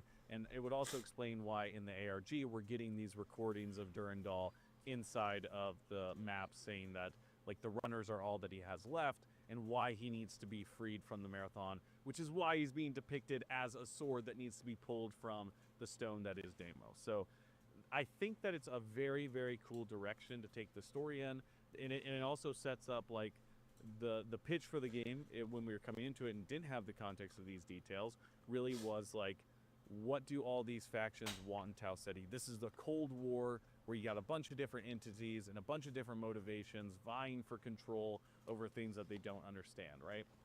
So now, kind of like the big reveal might be that not only do we have these human factions that have all these interests and goals, but simultaneous to that, we have all these other entities that are at play here that are secretly moving parts around this chessboard that we didn't even know existed. We have Durandal, who wants to free himself from the Marathon and hopefully discover how he got trapped there again, and who was the one that abandoned him, and you know what is actually going on. We have the Sphit, who are seemingly here to document what's occurring, create this historical understanding of the universe as we know it. We potentially have an ancient Yarrow AI roaming around with its own goals entirely, maybe possibly in contact with the Yarrow themselves, or operating off like maybe more direct orders, or maybe just a protocol that was programmed into it a million years ago. You know, we really have no idea what they're up to. And we also have the idea of the contagion and the anomaly itself being either a separate entity or an entity awoken or a part of the Yarrow AI or whatever else is going on. So it's cool to see it like expand into, not only do we have all these cool factions, but we have all these alien and kind of more abstract entities that have their own goals here as well. And maybe that's going to be introduced much more frequently. It does make me think personally that maybe the four aren't right around the corner, that maybe the four are kind of like part of a bygone era in this reality, and really maybe what we're looking forward to are, once again, I've said it a lot, the fungal zombies, which I think are definitely coming, but also alongside like the Sphit and their intentions and whatever Yarrow technology or working Kagadur is awakening in Tau Ceti 4 at this moment in time, as opposed to the outside kind of influence of the four, which are really just plundering worlds looking for that Yarrow technology that they don't understand. Whereas with an ancient Yarrow AI and Sphit themselves, they probably do have a much better understanding of the Yarrow technology and what it's about and could be used for. So I think it's an incredible setup to where the story could go. I don't know that like ultimately what I've seen in Cryo feels like a kind of conclusive event or like a climax to the narrative content we got so far, as opposed to like setting something up, which is what I felt like with a lot of the priority contracts. On the flip side, the way that they've developed Cryo Archive as a gameplay system, it clearly isn't meant to be something that the majority of players experience to the fullest extent. Like they clearly don't expect every player to clear all the vaults and fight the compiler. So it seems kind of unrealistic for them to actually be hiding any major climax or narrative information behind that experience. That's insane. I can't see your screen from here anymore.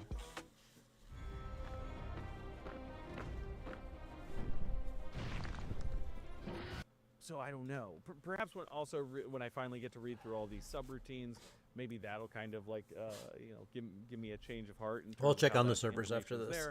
If there is like some sort of major piece of information that feels like the climax of the season and sets up whatever the next thing is, I would also continue to say at that point, though, man, it feels kind of bad that to kind of get to a satisfying narrative conclusion for this first season of content, you would have to go through 200 or 250 hours of stuff just to see it. That feels kind of bad to me. But I'm not saying necessarily that that's the wrong call. Once again, just an early thought. And also, like I think people had pointed out in my other video that I did about kind of early thoughts on the general Season 1 story, and I think I'd said it in there, we don't really know exactly how they're going to deliver the narrative. It could be that this carry event that comes later in Season 1 has huge narrative implications and is kind of more representative of the end point of the seasonal content or story content. It feels to me like that isn't something that's going to happen, just because to get through the story stuff that they have now is such a time commitment that I don't really imagine them wanting to put in additional story stuff later in the season, especially when a wipe's right around the corner. But it is possible, right? We just don't know. I do think out of all of the maps, this is the most interesting. The entries here are so well written and so, like, they expand the universe in ways that are really cool, and they get to show us things that we actually know a lot about, but to see the actual nuts and bolts and how it literally happened is very fun and cool. And once again, the story that just the compiler trace and the unknown reveries and Strauss's journal and the cryptic communique seemed to me to be like the true story of what this game is about, aside from like what the factions are up to, what their interests are here in Tau Ceti. I think obviously the idea of Durandal being trapped on board the Marathon, us having to free him and figure out how these allegiances between the Spit and him and the ancient AI he potentially merged with have changed, could be really cool. I do also feel like at this point it seems less likely to me that this is a timeline that's much different from what we see in the end of Marathon Infinity. So I'd be interested to see if we kind of eventually get some more direct answers to kind of what iteration we're looking at. But as of where it stands right now and what I've seen so far, it does seem like a lot of this is much more so a direct follow-up to the events of Marathon Infinity in a lot of ways than we previously thought. So I'll be interested to see how they choose to reveal some of that information going forward. But that has been my early thoughts. That's kind of a insane ramble.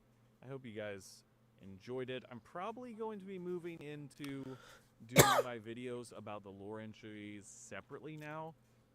In terms of formatting for that, my idea is going to be just having the kind of narrative information presented on screen with like some background shots of the game itself, like no HUD style, and then kind of moving between those and the story stuff, and just kind of delivering that information in a very clear and direct way that's very palatable to listen to, and with very simple on-screen information that shows you the actual writings that we have, and just playing the audio logs all the way through. So I think that's probably what I'm going to move into next, and then alongside that, doing some, like opinion pieces and thoughts about the maps and the game as a whole as we continue throughout the season.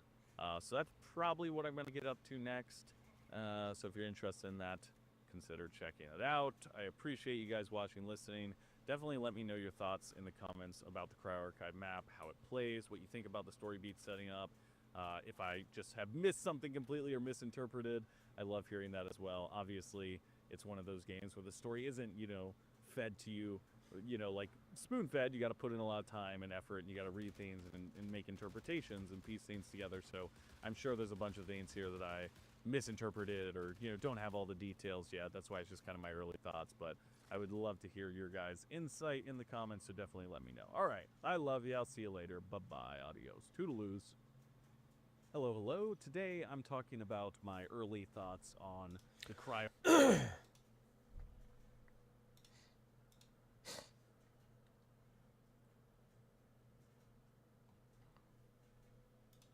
What is Marathon? Marathon did release, what was it? Thief.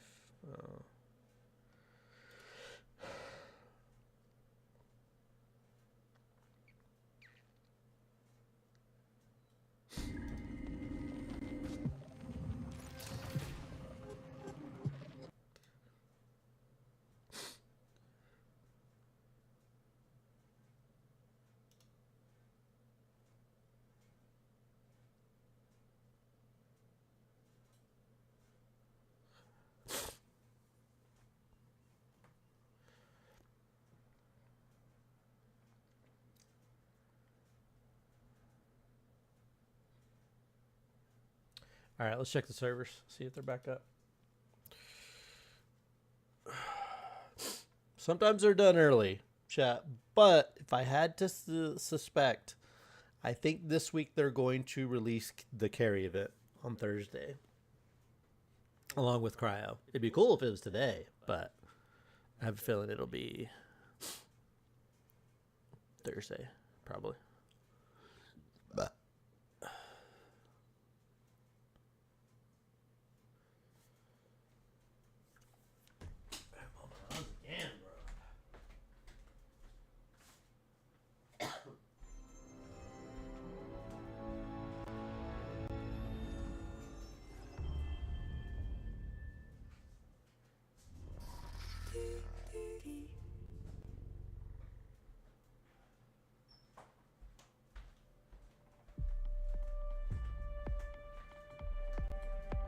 see if they're back up.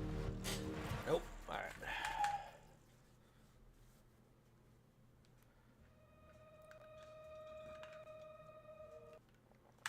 All right, so I guess we just go back to Martin videos.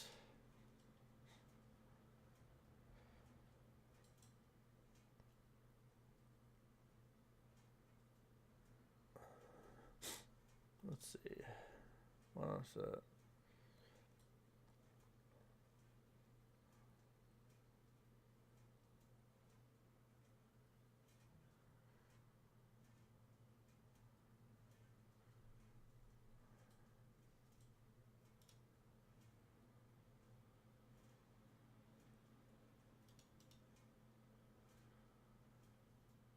Snap your W-2 and file your taxes 100% free. No. Plus, I get will your not. biggest refund. Get Roughly outta here. 37% of filers qualify. Simple Form 1040 returns only. File We'll have now. to check out his video. Did you know that Walmart Express delivery comes in as fast as an hour? Matt knew. I lost my bags again. Death is a road.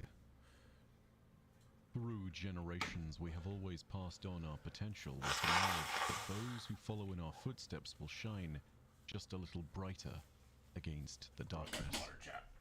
It is the hope of evolution. It is the vehicle of human tenacity, made manifest across centuries of ancestry. But what happens when death is not the end? The answer, as it turns out, is a little unsurprising, if not intimidating. When death is no longer the end of one's life, we get to keep walking its road, and the evolution that normally passes from our children to theirs is inherited instead by ourselves. For every life is a step, every hardship is a lesson, and every shell is but mortar and brick in the road of death. Such is the philosophy of the ever-enigmatic death cult, known as Arachne.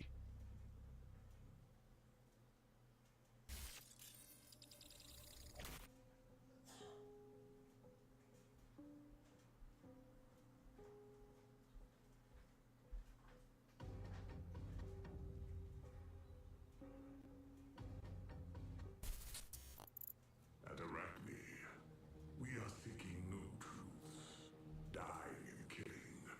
Both hold essential secrets to humanity's evolution. Now their death is no longer the end. With incarnate repetition, we can move beyond.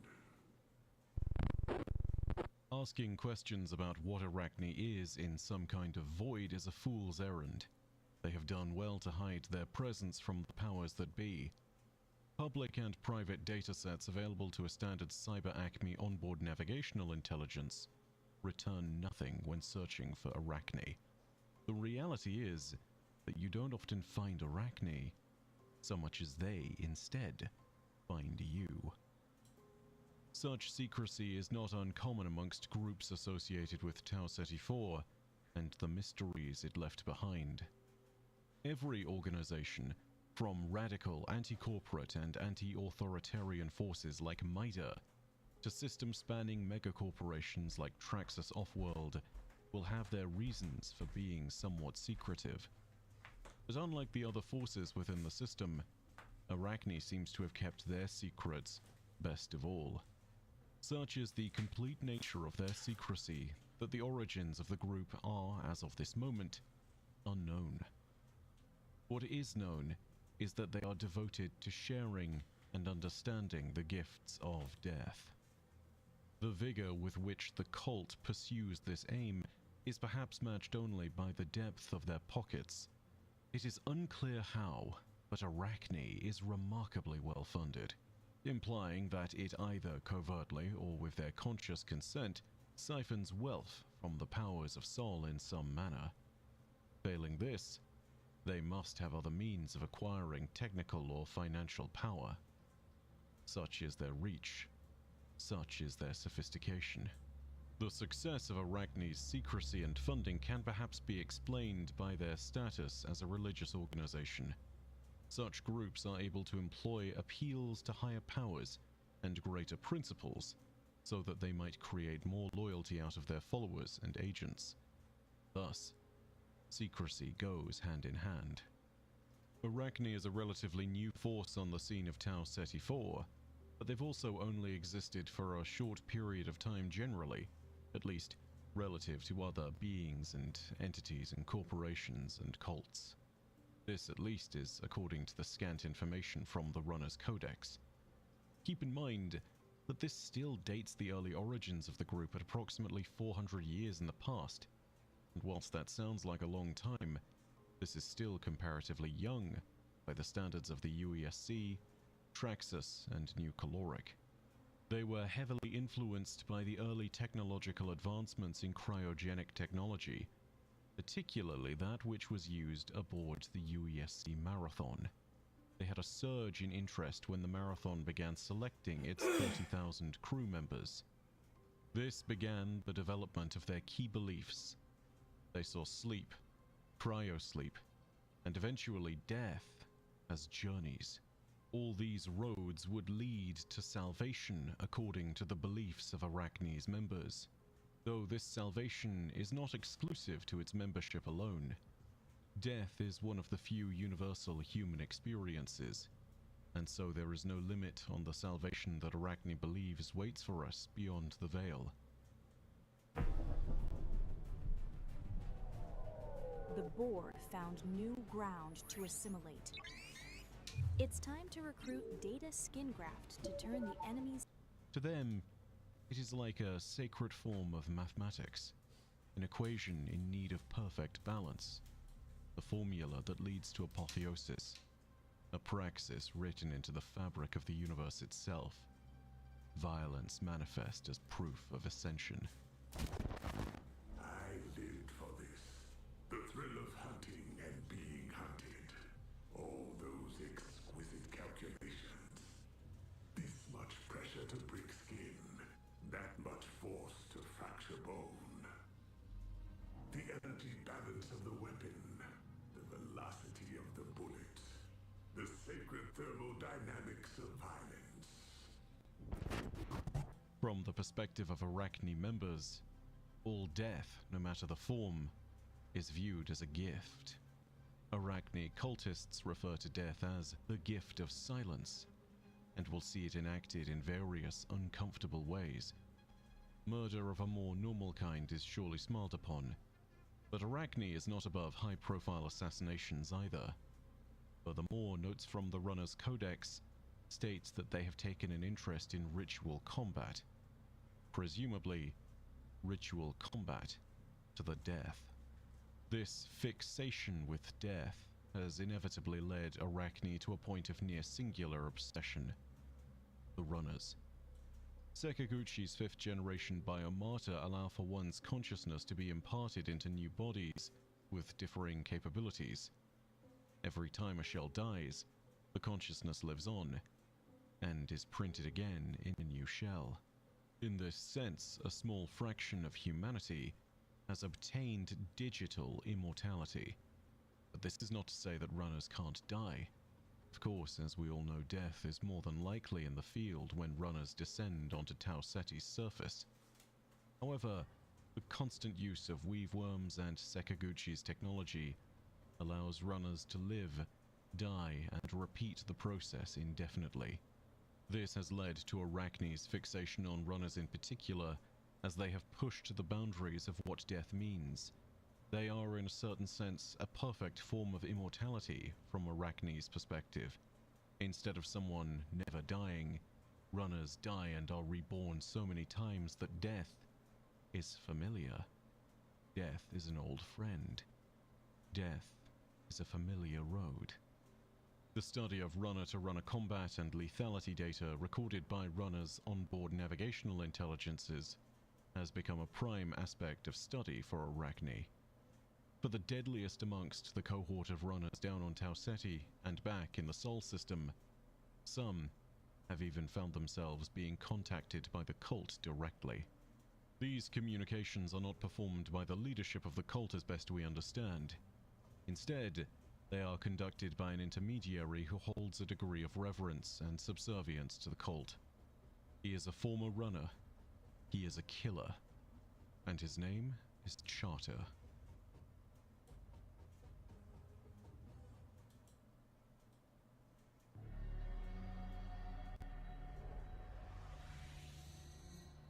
I was a runner too, before I gave my mind to Arachne. Whilst Arachne has been relatively unknown, Charter is a figure of some infamy. He was a runner himself before he gave himself over to Arachne. He operated in the territories of Earth and Mars, and was a killer by trade. His criminal career caught the attention of the UESC, who even had multiple files on him. But he was best known for the assassination of a high-profile Traxxas Off-World Industries executive officer. Following this assassination, Charter disappeared from UESC records completely, perhaps implying that this assassination was a crucial step on his journey towards becoming the mouthpiece of Arachne that he is today. He appears as a humanoid figure with ashen skin and red eyes. His appearance as a runner is obvious given the structure of his cyborg limbs, which obviously are biomechanical. But the strangest thing about Charter's initial appearance is doubtless his seemingly endless number of arms. Some are outstretched as if ready to receive the hand of a follower. Some are draped in strings and wires. Some are held in undefined but precise poses with possible religious symbolism. Most prominently, though, in two of his left hands, Charter holds what must be blades of a sacrificial nature, and in his right, he holds a slowly beating heart, most likely one of human design, most likely one of cybernetic technology. This is Lovable, the AI app builder that turns ideas into reality.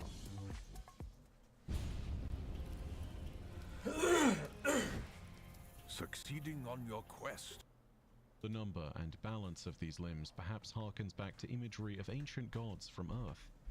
In particular, figures such as Shiva, Vishnu, and Brahma from some Hindu cultures are displayed as deities that have multiple arms. They are not unique in this feature, as Hindu and Vedic deities are often depicted in this manner. However, there is a part of the Hindu triumvirate, or Trimurti, which gives a notable comparison given the nature of Arachne's obsession with balancing the equation of life-death. Together, each of the three deities of the Trimurti, Brahma, Vishnu, and Shiva, are responsible for creation, preservation, and destruction respectively. In this sense, the reflection of deities like Shiva might be most appropriate, though in the religious tales of these deities, even a balancing figure like Vishnu is not above destruction for the sake of achieving that balance and fostering transformation.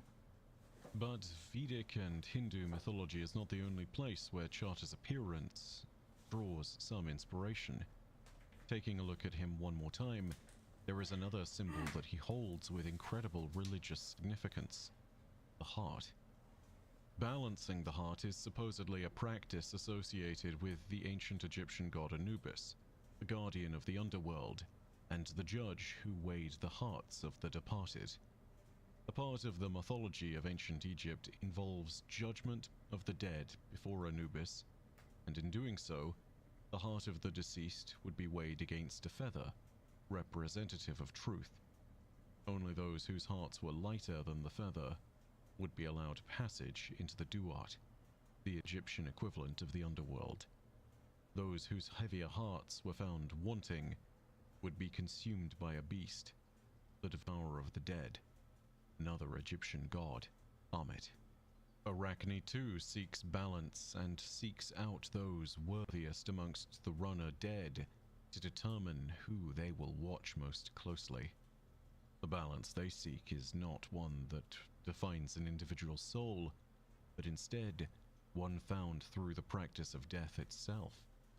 Perhaps in this sense, Charter is more than just an envoy. Perhaps he is a judge who determines the balance of every death, and weighs each runner appropriately, with every death perhaps lifting a runner closer to a supposed ascension.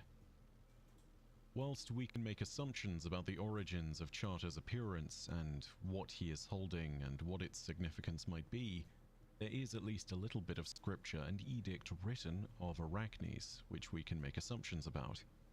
And some of these religious edicts apparently have significance when looking at the arms. There are at current in our records at least 4 edicts, each associated with a specific arm. Whether these arms are Charter's or whether he is merely shaped in reverence to such a concept is unknown. The edicts are of the 2nd, 4th, 6th, and 8th arms. If there are edicts of the 1st, 3rd, 5th, and 7th, then they are currently unknown to us. The edict of the 2nd arm states, "Embrace the sacrifice of synthetic flesh." This seems to make clear reference to runners, and how they can die over and over to walk the path of ascension. The edict of the 4th arm states, "Inflict your will upon those who challenge mortality." This could be a reference to runners again, but given that runners are both immortal and die repeatedly, there is a possibility that it's to do with something else. It is stated nowhere, but perhaps this is Arachne's idea of pushing back on an idea of creating truly immortal, undying humans. Those who challenge mortality will never experience the gift of silence, and so perhaps Arachne in this moment is decrying these individuals who would try to circumvent death's process and delay the ascension of all humanity. The edict of the 6th arm states, "The catalyst for evolution is pain." Pain and death often go hand in hand, but pain has been a human tool for education and experience since long before the founding of any religious institution, or educational institution for that matter. Since the days of the first campfires, humans advanced by learning that flames were a dual thing, that they could bring warmth and cook food, but also that they would bring pain and death if disrespected. The concept is perhaps no different from any other. Enough pain and death will grant wisdom with every lesson, and thus we evolve into something deadlier than ourselves, death after death. Get tax expertise without hidden fees. Switch to a TurboTax expert for $150. All tax situations. The edict of the 8th arm states, "Know thy enemy and force them to sleep eternal." Arachne considers ascension through death as a gift for all those who die, regardless of their belief. If these non-believers are the enemy from Arachne's perspective, then this 8th edict is both malicious and merciful. But this edict also hints to another part of Arachne's obsession. Yes, they are obsessed with death. They believe that imparting the gift of silence is one of the greatest things that they can do. But also, it is not the only means by which one can obtain ascension. One can also do so through slumber, and in particular, the silence of the long, cold drift of cryo sleep.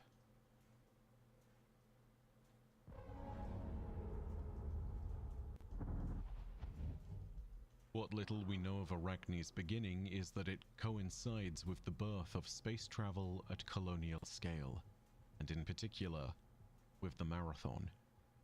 The ship had to travel 300 years across the stars, and the reality was that the 30,000 people who would travel that great distance would need to be suspended in cryosleep. The Marathon itself also had a generational crew of people born on board who would live and die generation by generation within its walls.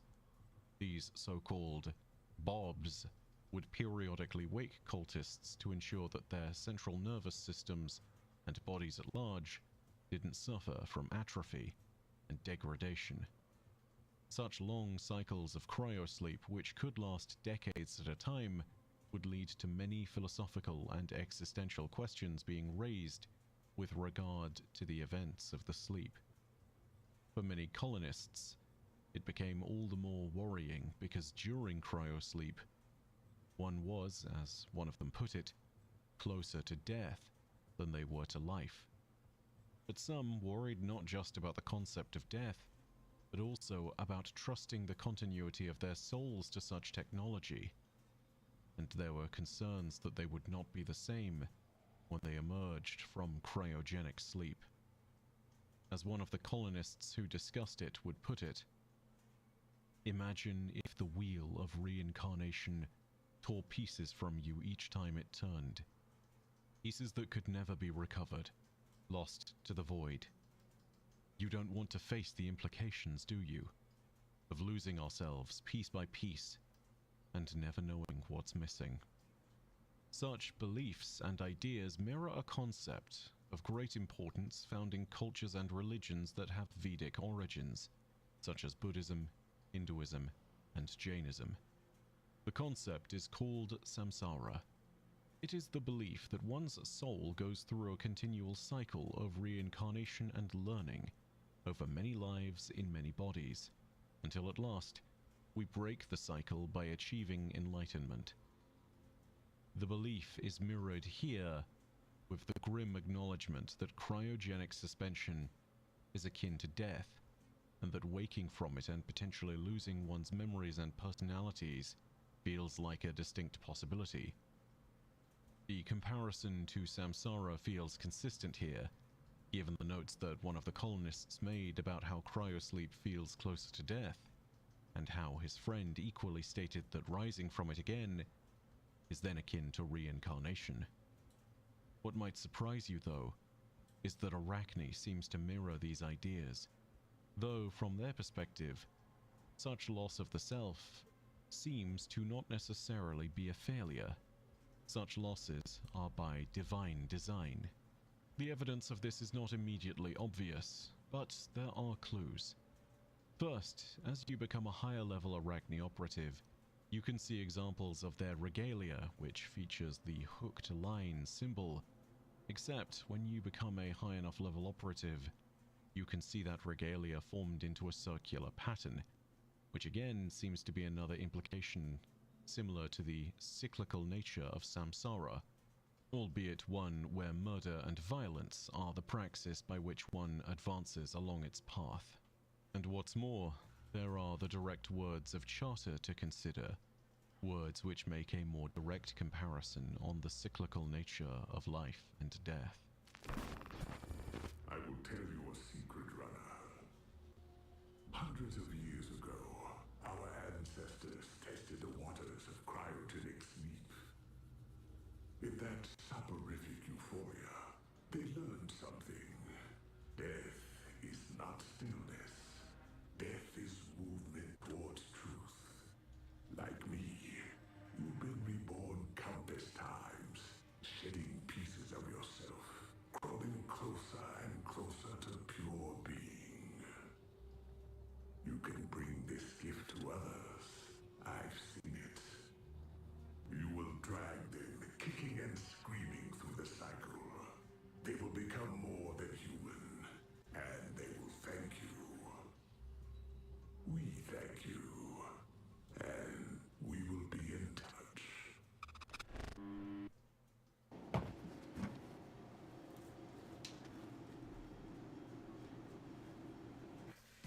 using Grammarly like you've never seen before.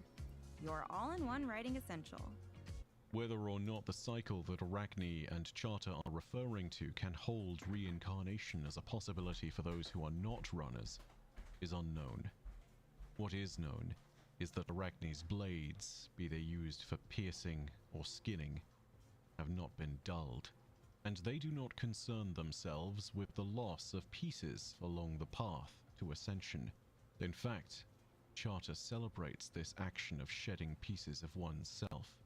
Perhaps when one has been whittled down and lost all that is not necessary, one will be a step closer to ascension.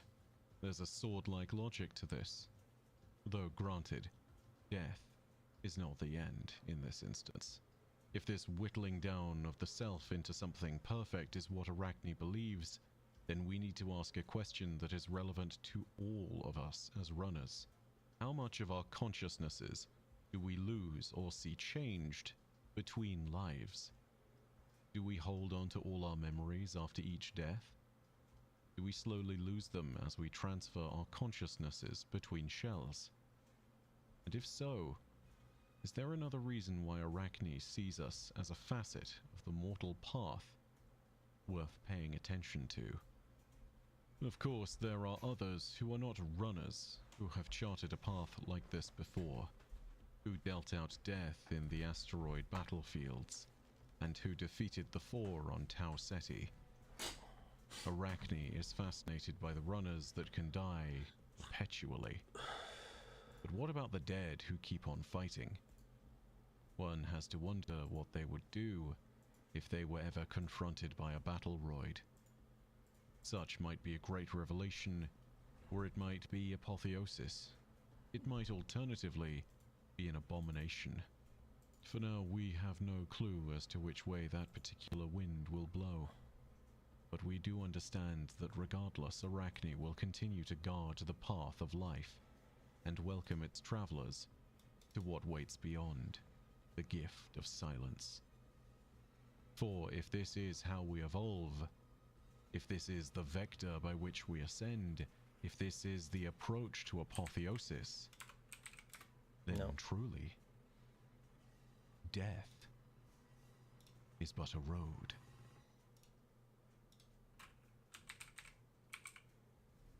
Thank you very much for watching the video. If you enjoyed it, go ahead and hit subscribe and leave a like. I'd also like to give a big thanks to Cryo for creating the new version of the intro for Marathon. Look out for more of their work. They may be helping us with other aspects of the videos in the future. Martin and I are working on ensuring that the format is basically fully pulled together at this point, and we want to go ahead and get more of your feedback. In particular, we've held off on doing a long, proper intro like in the old videos. We've instead had it here inserted at the first chapter marker. Some of you have been talking about how you've missed the intro, and others have been talking about how you wanted to get into it more quickly, and waste no time getting to your lore content. Hopefully, this is a happy middle ground. If it's not, let me know. I'll post a pinned comment at the top. Leave more feedback down below. However, know that as per usual, your viewership is quite enough for me. Thank you for watching. I'll see you Starside.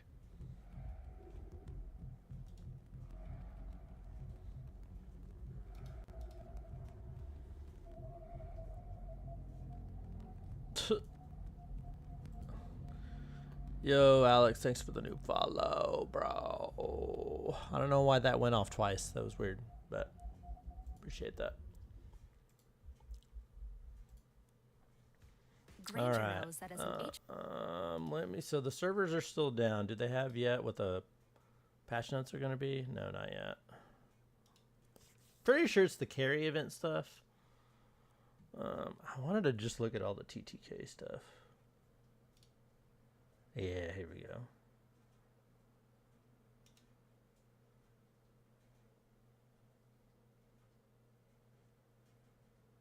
Yeah, the waster just is insane.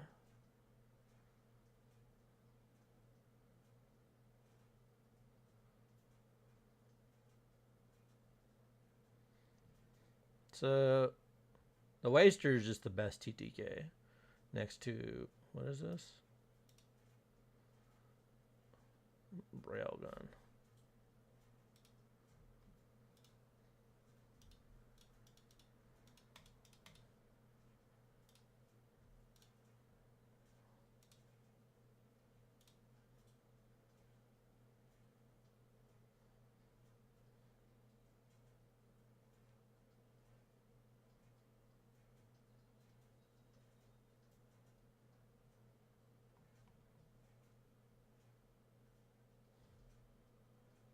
That's interesting.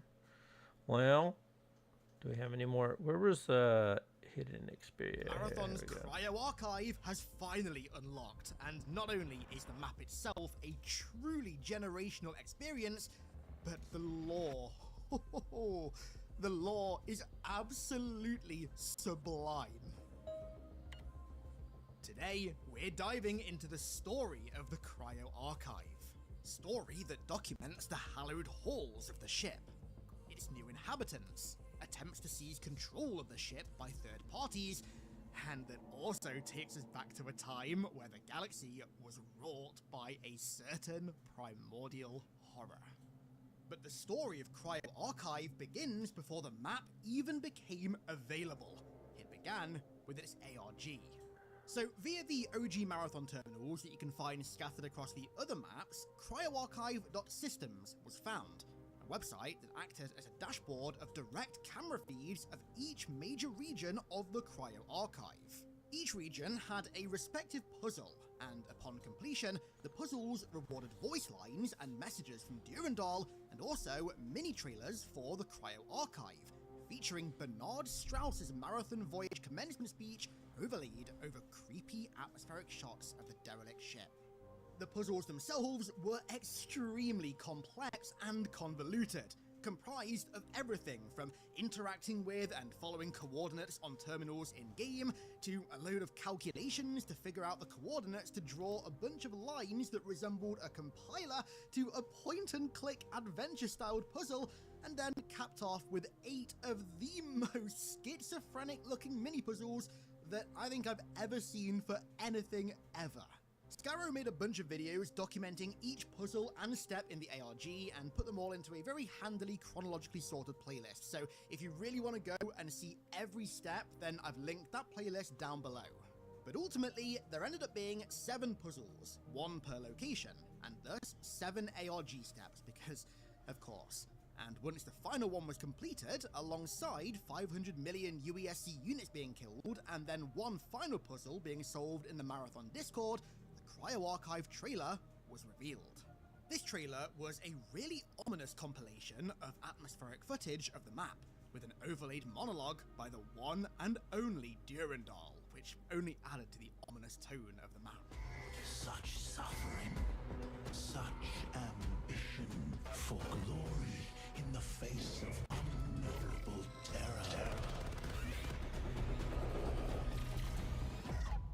The marathon is waiting. That's insane. I can't see your screen from here anymore. I'm not really a cupcake, but I am super baked, thanks to Mood Can. Mood is third-party tested, so you know it's safe. And it ships legally and discreetly to your door, so you can say hi to your neighbors without any shame. Oh, hi, Callie. Hi, Barb! Everyone here hates your guts so much. I love Mood Can because their real flour helps me deal with fake people. Yeah, I love what you've done with your garden. It's so wild. Hey, can you hear me? Barb may be the fakest person I've ever met, but you know what's Oh, real? I don't know why I'm not. Then, a day later, access to the Cryo Archive was finally granted. It appeared as a destination in our Ether Step menu, but of course, given that this is Marathon, our introduction to these hallowed halls is by no means conventional.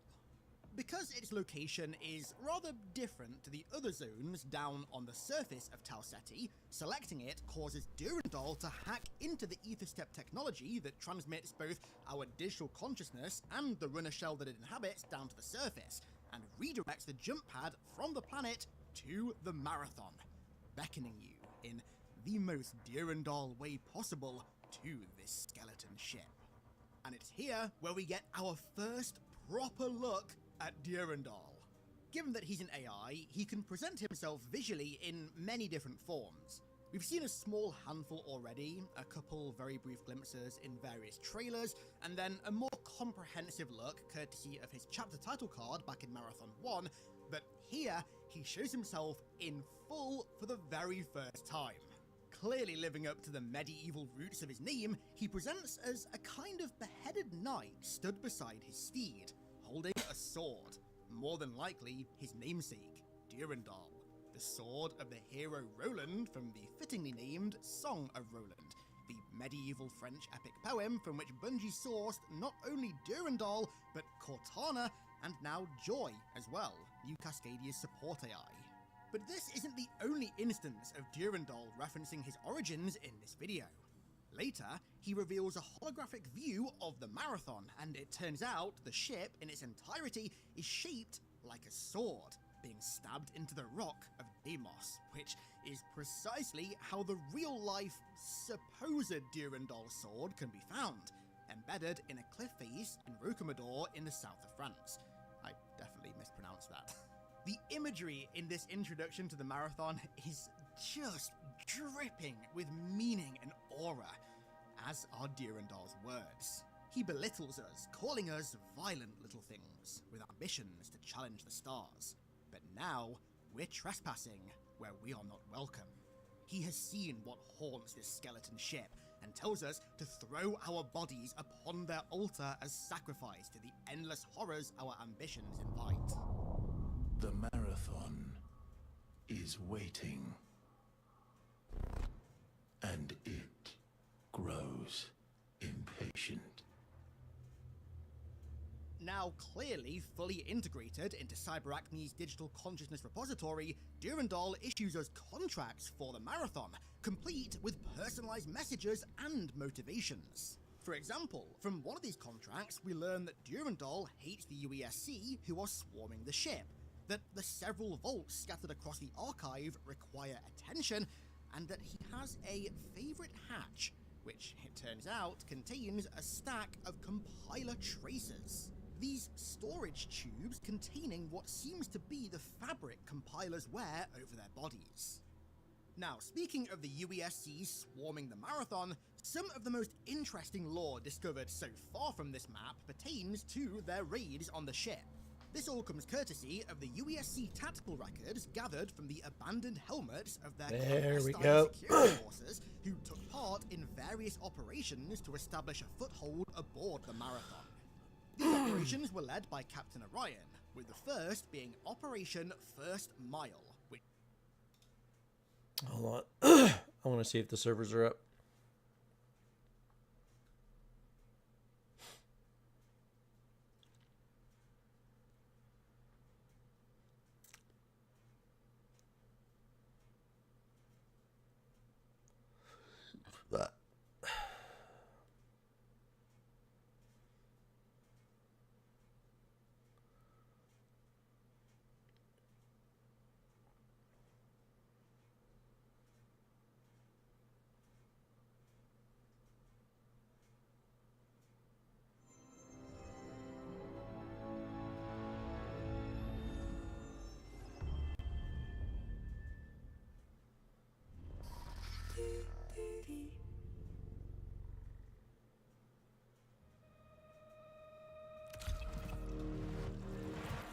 Servers offline. Okay, fine. Which had 4 directives: breach the ship, scout the ship, secure a jump signal for secondary force incursion, and establish security presence on the ship. Initially, they had issues establishing a jump point to the ship, with 5 squads being lost when jump coordinates were scrambled, but irregularities in the Cryo archive created a crack in the jump scramble, which gave them a solid entry. The Cryo archive seems to be the only section of the ship with a mappable anti-scramble workaround, and so Orion declares it their beachhead on the ship. With a foothold in the Cryo archive secured, Operation Winterwalk then began, to explore the Cryo archive and locate and link the zone layout. Upon initial exploration, Unit 0121 reports that the ship's security protocols, alongside various mechanical and data-side corruptions, make the prospect of the Marathon returning to full functionality unlikely. cryo leakage is extreme in some areas, but weirdly, all records of the Thor's assault on the ship imply that the cryo archive was expressly secured from their interloping. And so that means that this damage is expected to be recent, with some of it being, and I quote, new to the point of concern. One of the initial points of friction for the exploration effort was the locked and fully uncooperative doors in the area. Now, I wonder who could have been responsible for that. This may just be a little subtle reference to Durandal, but if it's not, and it actually has some deeper meaning, then theoretically, that means that Durandal is on the ship. They also detect an unknown signal in the ship's systems. Something is active in the deeper regions of the cryo archive that still scramble and jumps. And the squad's next report, courtesy of Unit 0109, marked their first contact with this something. Pack Mule Ultimate Inventory System, a remedy for cramped character sheets and the chaos they create. The team got separated, with 0109 currently outside Lab Number 6 tracking unknown systems activity, which leads them to Lab 7. Not safe. Not alone. Not trespass. Repeat, not trespass. Remnant of contact event. So, that something is a compiler. At first, Unit 0109 observes the compiler from a distance, but it spots them and its activity begins ramping, and the unit can feel this activity ramping. They say that it's hard to explain, like ripples across living systems, digital fingerprints up my spine, biomat compromised. It scrambles their cams and their comms before their drone shell is compromised and they undergo forced neural ejection. In light of this first contact, the compiler is designated Subject 01, and Orion initiates Operation Igloo to establish primary in-zone defensive positions, identify and track Subject 01, reinforce zone protocols targeting Subject 01, and finally, to capture and/or contain Subject 01. Igloo is the focus of the UESC's Castle Doctrine mandate and priority number 1 for all cryo archive operations until further notice. Securing Subject 01 is vital to mission success. In a rather humanizing moment for Orion, he notes that they are truly facing the unknown now. This may have been a hypothesized outcome at the outset of the mission, but possibility becoming reality can shift our ability to maintain discipline in ways that we cannot fathom. But Sol is counting on the UESC to succeed. UESC Command made it clear that confirmation of subjects connected to the contact event takes strategic precedence over any runner activity. Select units will be deployed to engage Subject 01, with reinforcements provided as needed, whereas other units will be deployed to set up defensive positioning and measures for when the runners eventually reach the ship. 2 units in particular, 0042 and 0121, are to run targeted deployments to the cryo archive with direct orders to avoid runner engagements and focus entirely on containing Subject 01. These targeted deployments didn't go very well. An after-action report paints a rather bleak picture of their attempt to contain this compiler. They thought, with enough firepower and bodies to throw at it, success would be inevitable. High confidence, bad math. The compiler is terrifying, but impressive. There's a strategic flaw in underestimating something considered other. We knew it was an advanced species, we knew it was beyond us, but we have the experience and the expanse of human history on our side. We know war. Our weapons and tactics are field tested. None of it mattered. We lasted all of 3 minutes. 2 forced ejects before I called it, and 01 and 09 and I pulled out. It followed. We didn't make it. Now, this operation was actually conducted whilst we are in the archive, which means that the dead bodies that you see, both in the compiler room and in the room beyond, are of these units that are trying again and again to secure the compiler for the UESC. We're at the forefront of a new kind of war, and we're the last defense against the mercenaries and the unknown.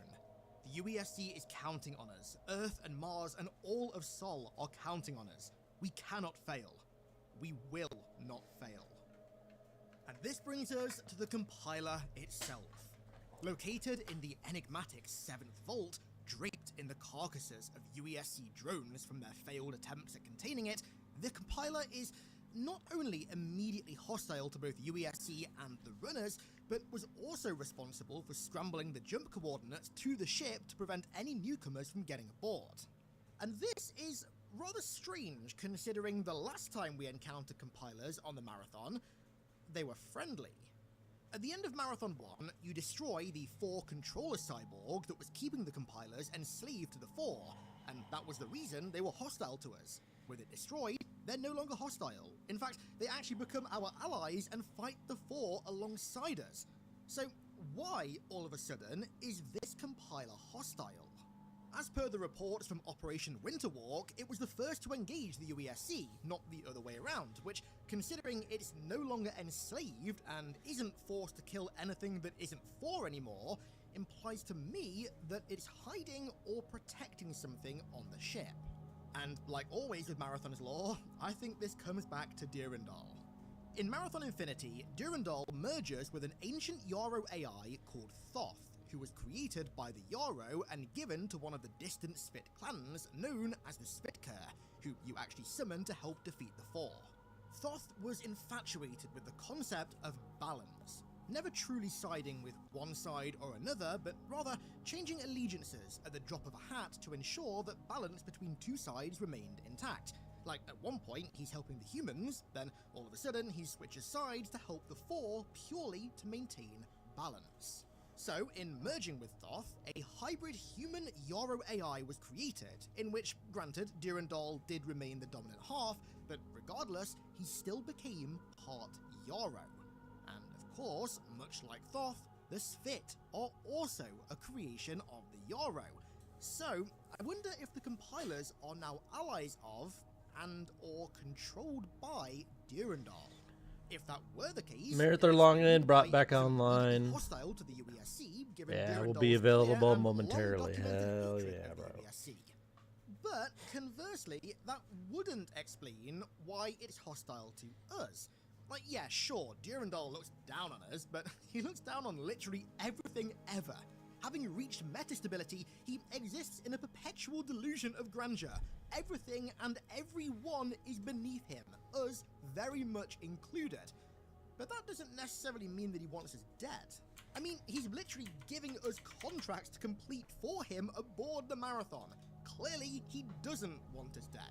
So, alternatively, maybe Thoth's taken over and is using the distant cousins of the Spit that he was created to serve to help achieve the balance that he so dutifully seeks. That would explain why the compiler targets both UESC and runners indiscriminately.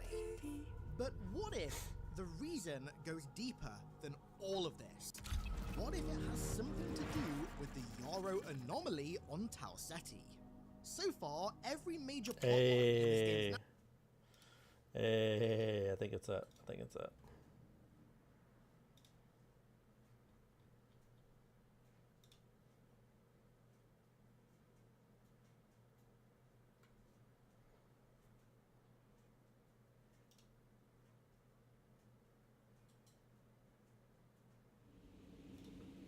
Hey, let's go. Nobody's online because nobody's playing right now.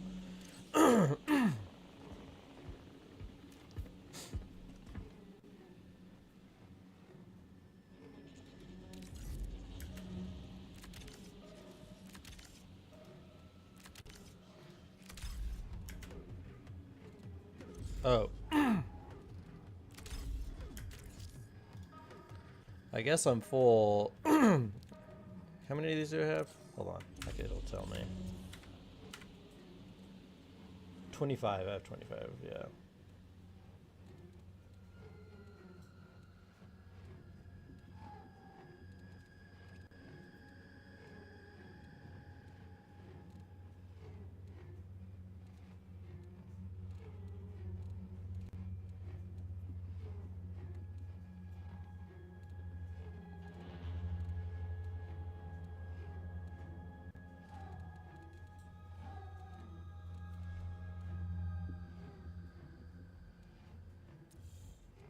Oh, do we have enough? Hold on, we should check. See if we have any rewards that we can.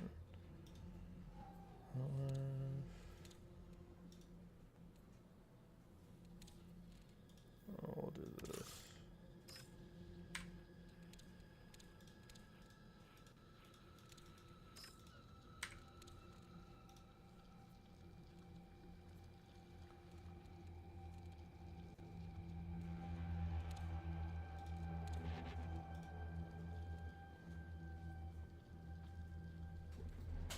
Oh yeah, that's true. We should probably do that.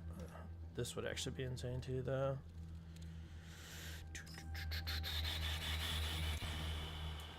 Oh, the new actually armory stuff should be up, actually. So we should be able to go buy stuff. Let's go see.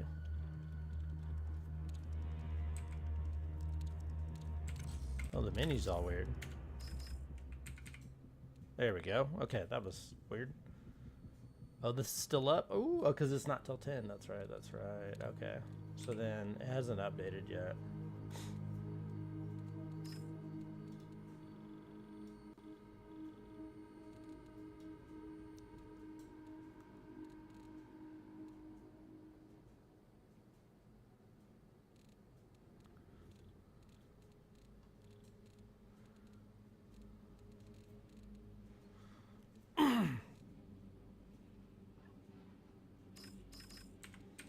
Yeah, I think I was just ready to jump into ranked is what I was planning on doing.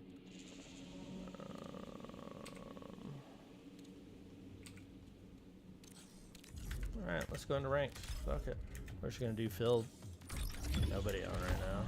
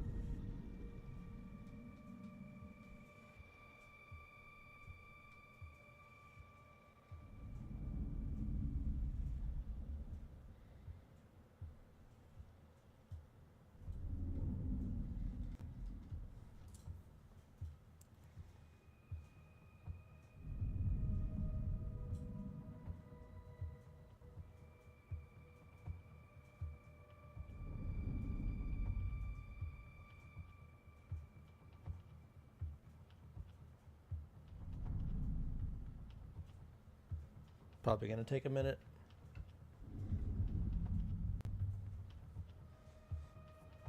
Oh, we can probably turn this off.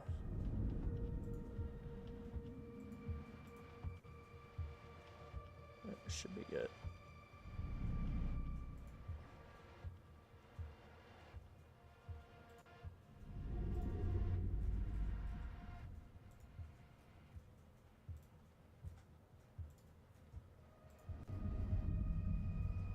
Close that.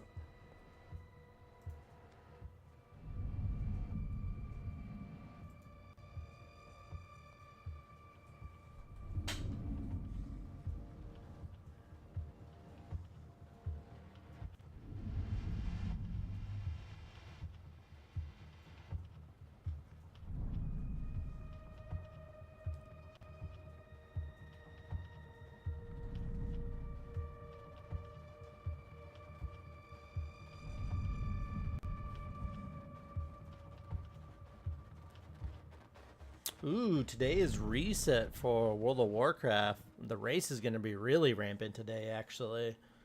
I need to keep an eye on that.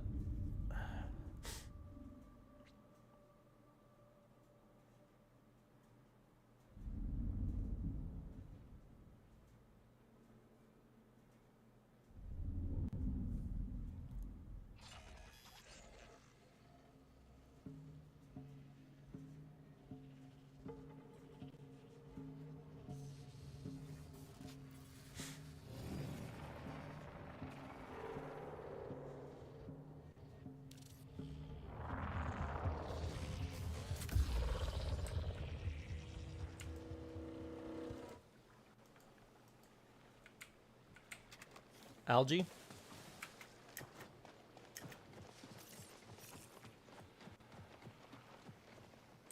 planty, 2 planties.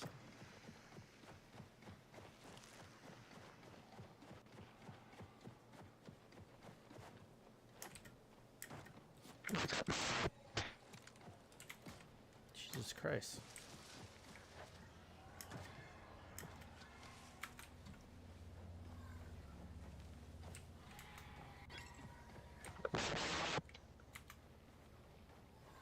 Bro, your mic sounds like fucking ass. Zazook. Yeah, I can't hear shit. You might as well just turn that shit off, honestly.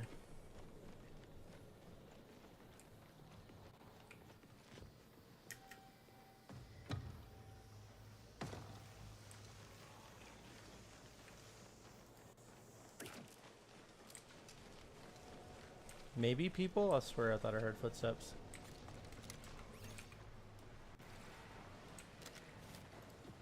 Try to get on the roof as fast as possible.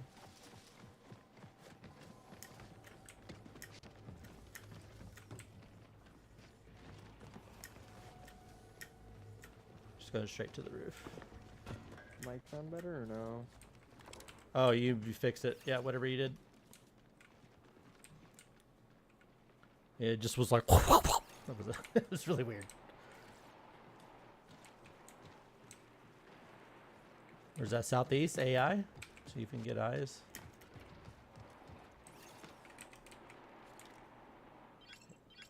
Yeah, they definitely throwing down at fucking AI. And then that's south towards maintenance canal. You want to go to AI? The thing that sucks about AI is you approach it, you're at ground level, and then you're fighting people up top. I don't really like that I fight. see him right there. Cracked it. Oh, well, shit, take some shots, bro.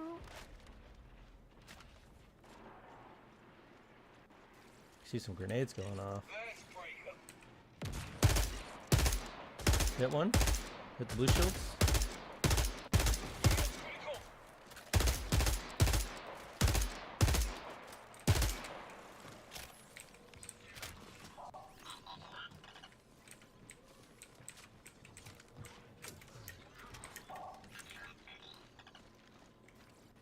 Keep an eye behind us just in case.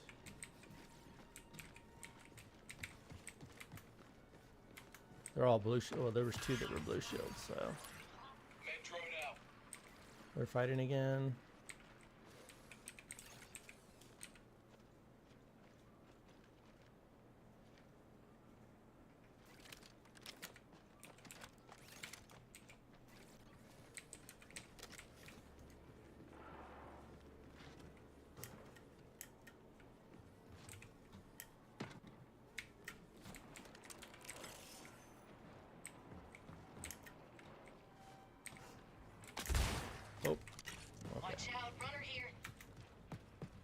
I think they're fighting a team.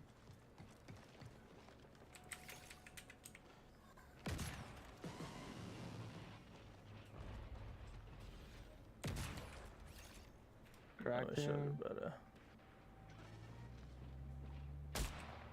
Reloading.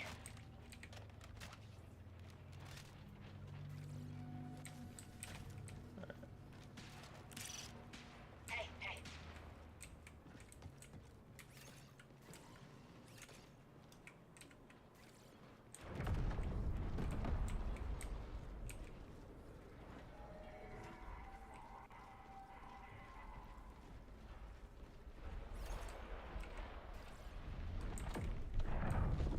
There's a team going up on him. Danger, danger. Nice. Alright, never mind. That's not a team. That's not a team. Alright, look like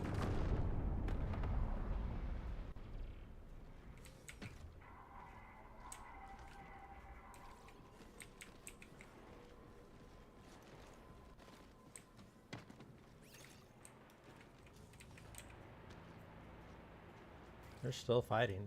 Or is that a... You said... That's probably still that same 2 teams.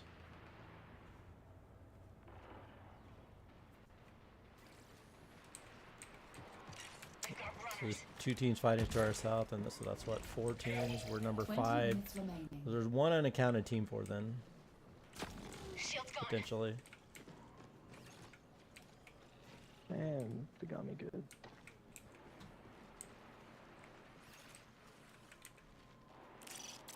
I'm just seeing if I can get a live ping. Just randomly through the mist.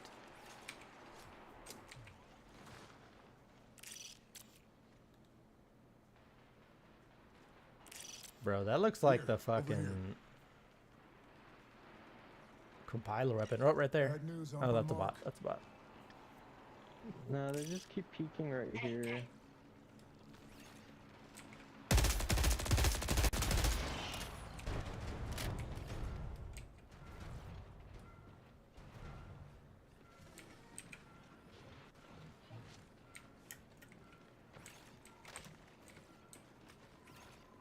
Do you guys want to push something? Or no? Hold it. Looks like trouble. Runner in zone. Look, are they coming towards us? Yeah. He's, yeah, he is right there. Yeah, he's trying not to peek.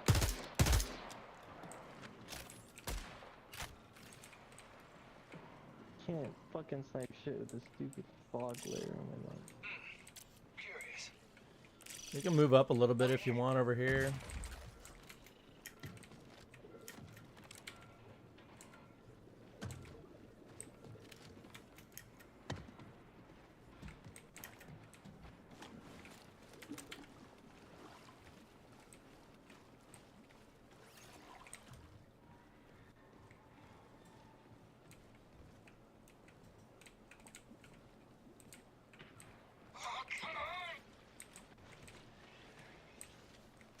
I hear Invis right next to us somewhere.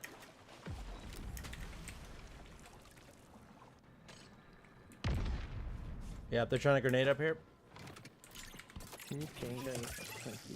Time to end this. Looks like trouble.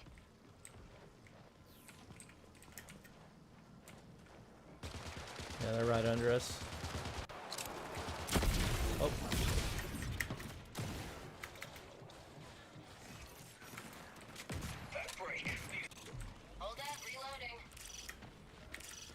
I'm getting back on the roof, man. Fuck that. Oh, they're pushing. Yep. I'm gonna go through, get back on the roof. Damn it.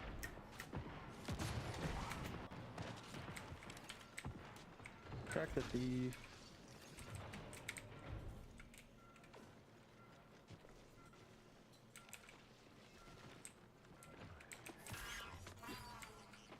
Doctor's orders.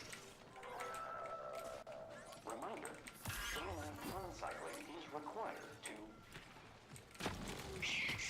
Runner here.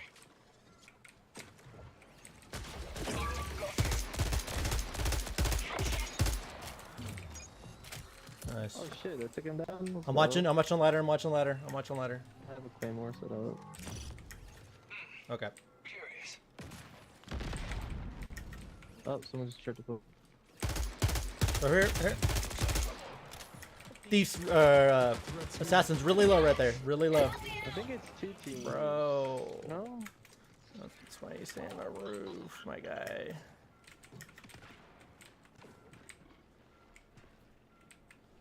Now we're at a disadvantage permanently.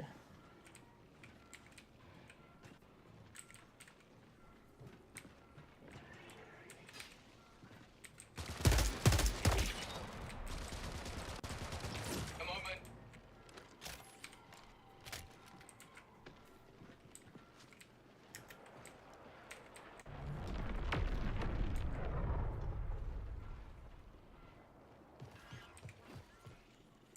Med drone out.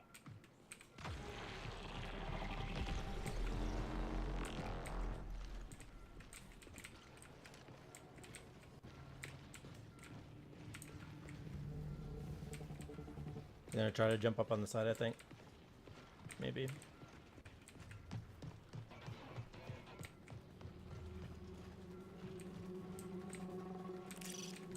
See this? Yep. Shrapnel out. Connection collapse in 15 minutes.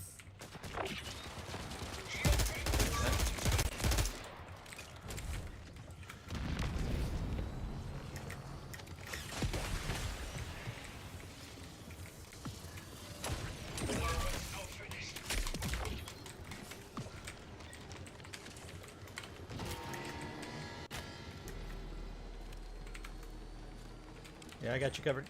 Keep resing, keep resing. I rezzed and he thirsted me again. Or he knocked me again. Come here, come here. He self-rest.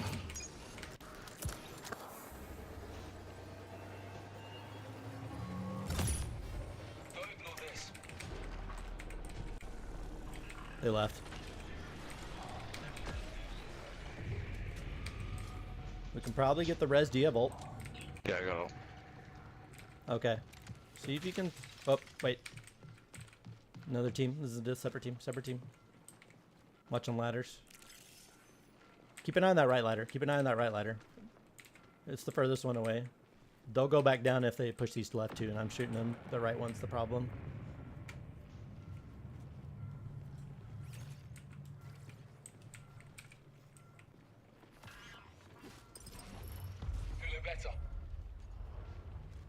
What the fucking stupid ass drone?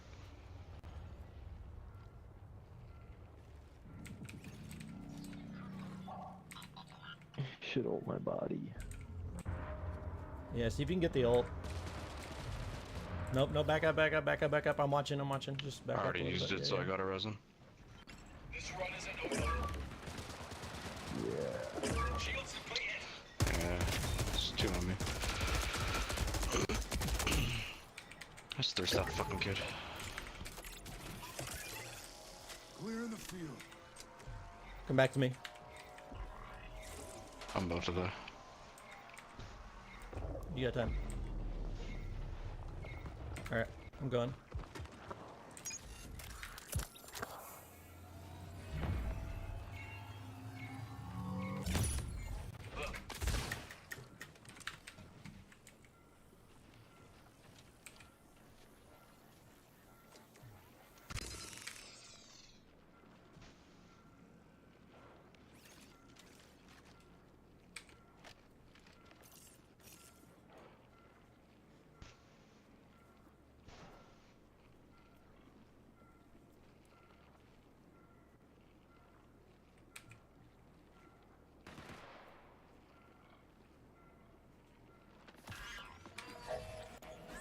Drone active.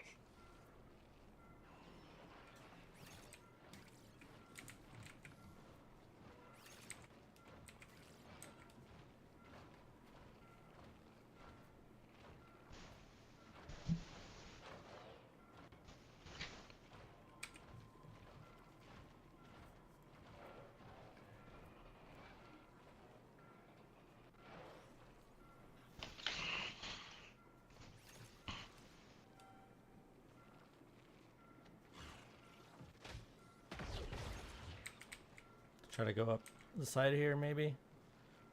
Stay there, stay there.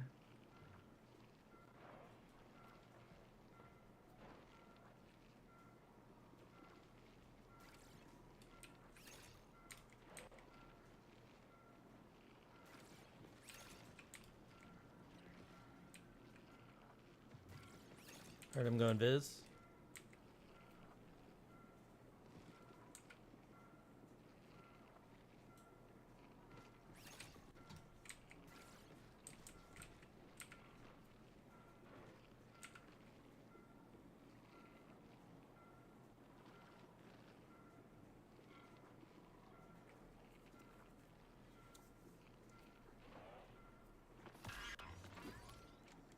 Doctor's orders. How long till ult? 55 seconds. Okay.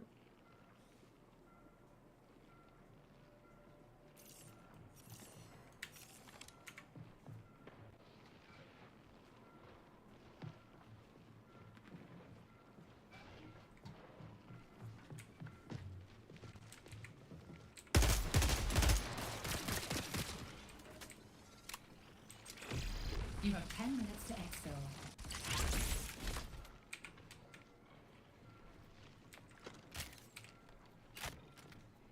They're both over here.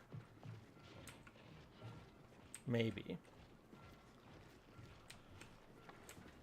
just went invis. He's climbing.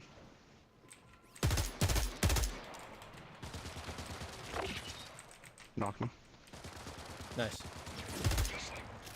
Thirsted. He's really low. Reload. She's dead. Shit. She's dead. Right, knife her, knife her, knife her, knife her, knife her, knife her. Fuck this bitch. I think it was just them two, right? I think so. Alright. Match of my life, holy. Thank you, Evan. There's a blue shield in here.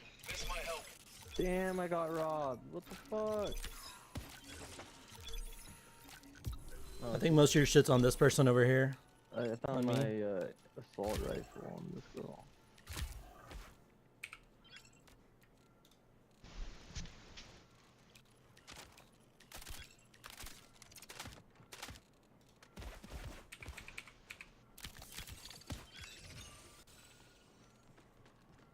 Yeah, there's I'm gonna take that blue back. One of them take my sure, sniper. bro. Yeah, there it is. Yeah, it's all on this person. Yeah, this person right here. Yeah, this roof is insane to hold. It's so hard to push. I don't know where the third person is. Yeah, I don't either. I knocked him, but I don't know where he died. Like, I knocked him over here. Looks like trouble. You guys got extra heals right now. Oh yeah, I can. Here, I'll bring some. Hold on. Hold on. Here, I'm gonna drop. I only have 2 shields, so I'll drop you Here, some regular I'll give you heals. 3 meds. Yeah, there you go. Check this other. Just gonna take a gander for this body. Yeah. Yeah, occupy.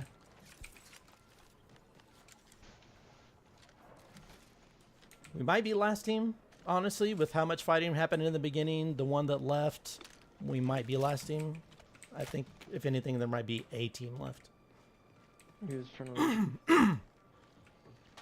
I mean, I'd like to, might as well just cap off. Yeah, finding that third body would be dope. Yeah, I don't know where the fuck he is. Did he fall down into the basement, maybe? He fell down in might this have. area under the...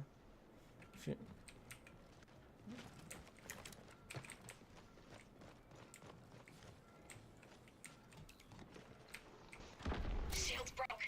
That's so annoying.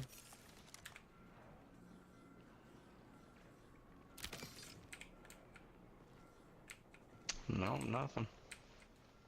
Interesting.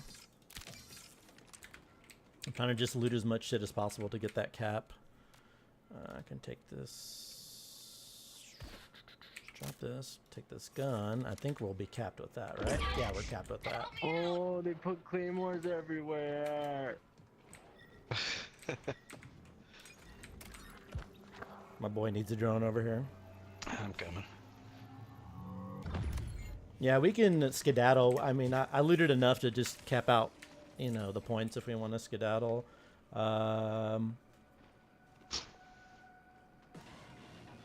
We can do this guarded because it's close. I have search and destroy, so we can just annihilate it and wait if you want. Shutters for you? Yeah, put those fucking things. I'm actually gonna go check this fucking thing I shot earlier that nobody looted, I guess. Ooh, there's a coin in here. Hell yeah, bitch. I'm gonna take that times 2. Definitely got the points now, bro. Let me drop. I wouldn't mind that gunmetal for sure. I'll drop this. No, drop that. Take that. Alright, cool. Let's call this and get the fuck out of here.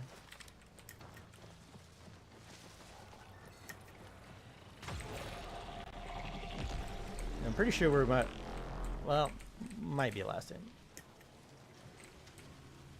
See, there was this team that fought, the team to the south that fought. We killed 2 teams, 2 came out, 1 pushed us. I'm gonna ult.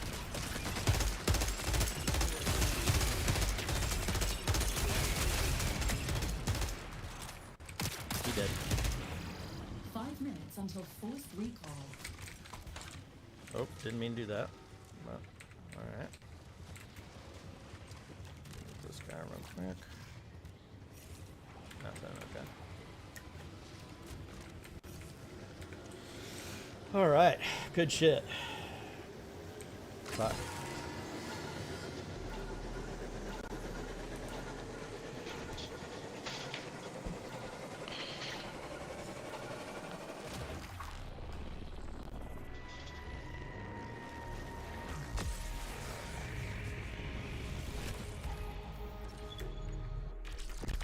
We were the last team.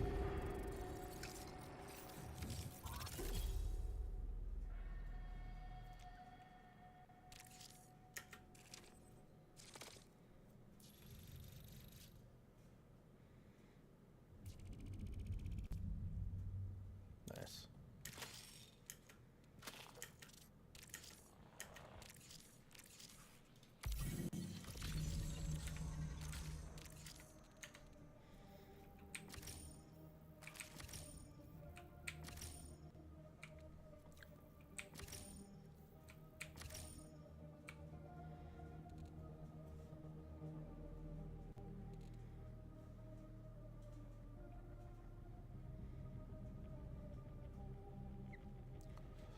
But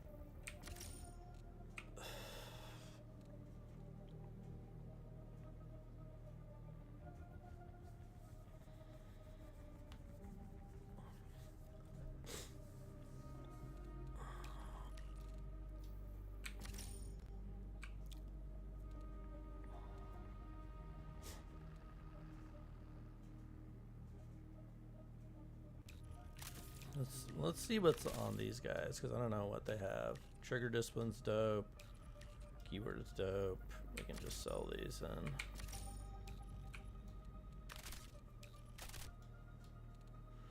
And then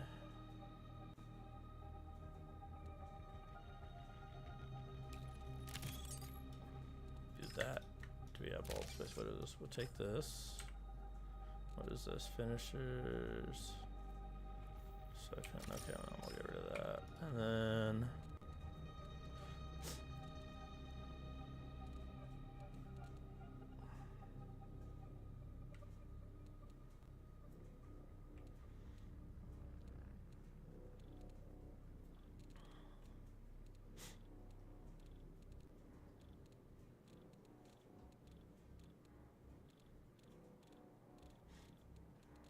is it 10 o'clock? Okay, the vendors just reset, so we should go through and buy all the stuff that we can't buy.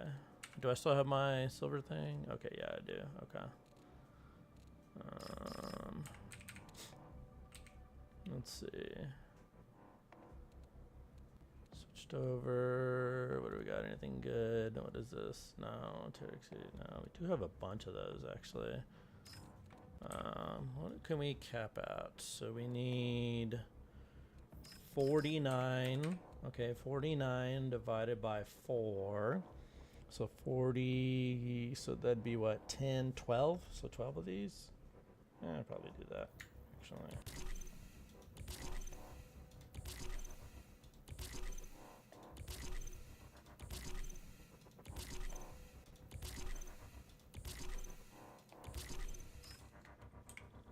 It should be pretty close. Yeah, it's pretty close, okay.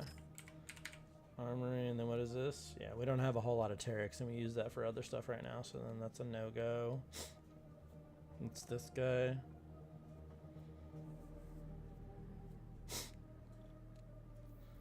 Do that. And then do that for free. Actually, I'll take those. And then Traxxas, what do we got? Nothing great. Okay. That's cool.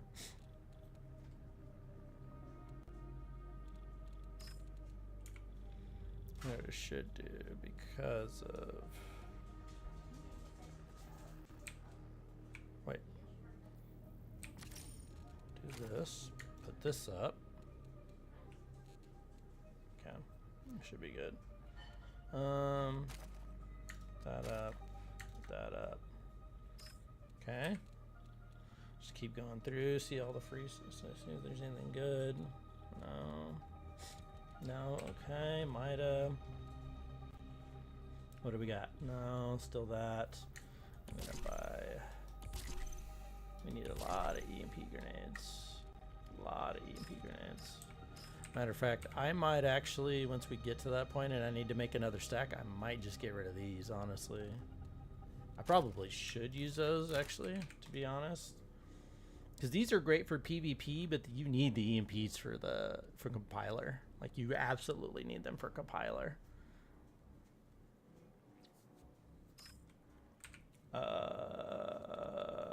Let's see. Good on everything else. Let's buy some claymores. And I still have all these bags, right, for ammo that I never use. I've never used these, but I might actually try to in my next compiler because I've run out of ammo several times in that fight. I don't like that at all. Smokes are fine, right? Yes, wait, sort of. 2 smokes. We need bubble shields though for sure.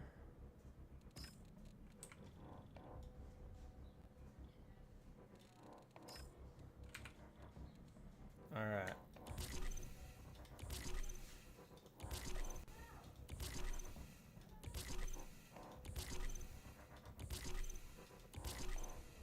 Gotta buy stuff and store it, you know what I'm saying, bro?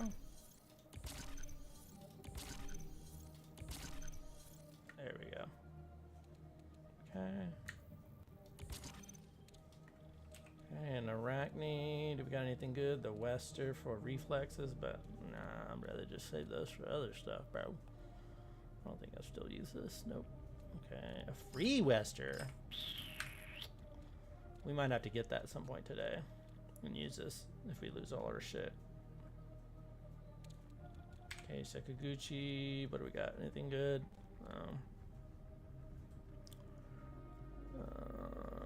Nah, bro. But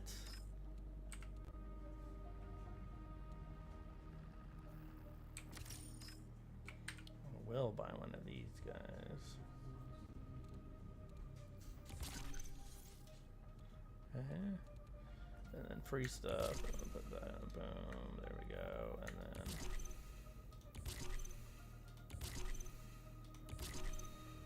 just stockpiling the energy amps because these are really nice to have at the start of Cryo. To have your super for whatever.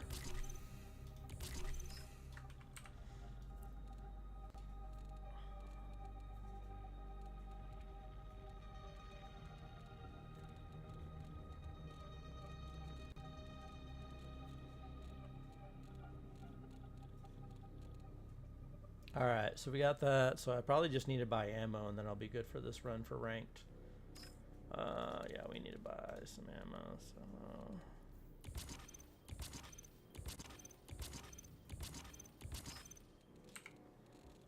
should I just put a thermal on this? I have so many of them. I really do need to get rid of some of these guys. Nah, it'll be fine. It'll be fine. It'll be fine. Contract. And go back to Arachne. Perfect. All right, back to ranked. Hopefully get a good group.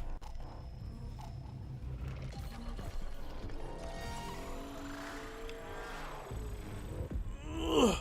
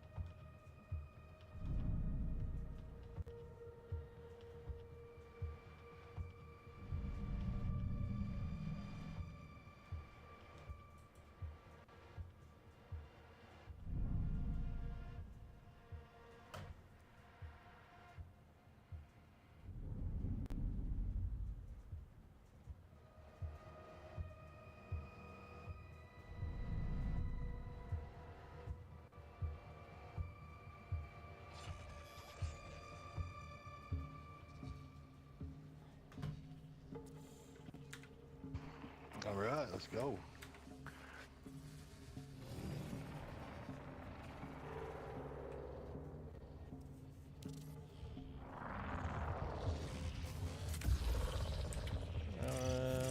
This might be interesting. We can make it all the way over there. It'd be nice.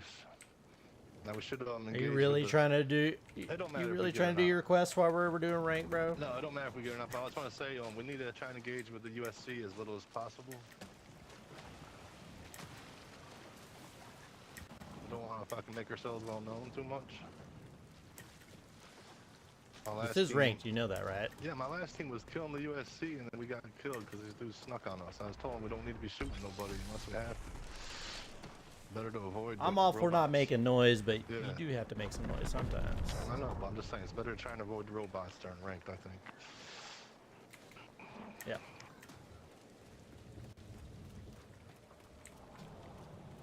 Might run into a team from our right here, maintenance. Oh, there's a fucking turret right here. Okay, he's not looking. He's not looking. I'm probably just gonna come in through the basement, or actually, I'm gonna take this stairs right here. Take out this turret. I'm just gonna run straight through, honestly. Oh, this fucking asshole. Try to get on the roof as fast as possible.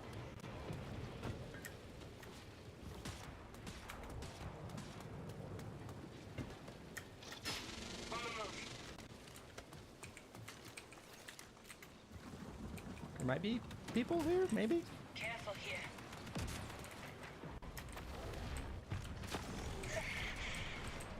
Where at? Where at? Okay, I see it. Oh my god, okay. Alright, they are spicy. Throwing frag.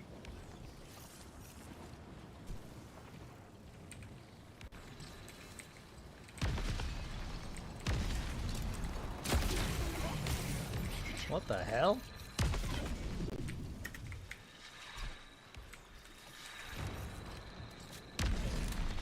Chucking grenades from over that way. Are you kidding me? They died? Oh my god, so bad. Thief is dead up here. Cover me, cover me, cover the ladders. Dude, that was dumb of them. I just double right clicked and they were dead. That's hilarious.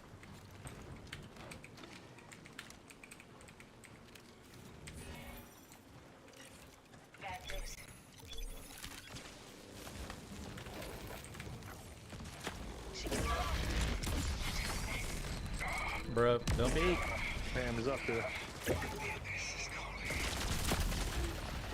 Grenades like crazy, dude. Alright, I need to fucking run.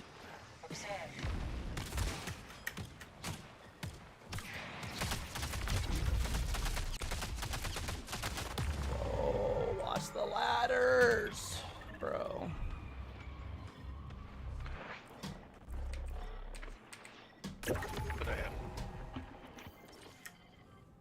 That was just terrible teammates. I don't ever want to play with them ever again. Block these fucks. They were terrible. It's a literally 2v3 and these, oh my god, bro. I can't even fucking believe that. They're terrible. Fucking terrible, bro. Oh, here we go. The one about slide canceling. Fix an issue allowing the slide canceling to keep momentum while they're pulling out equipment at the scrub device. Okay, developer note. One of our core philosophies for Method is rapid repositioning. Aggression must always be meaningful cost.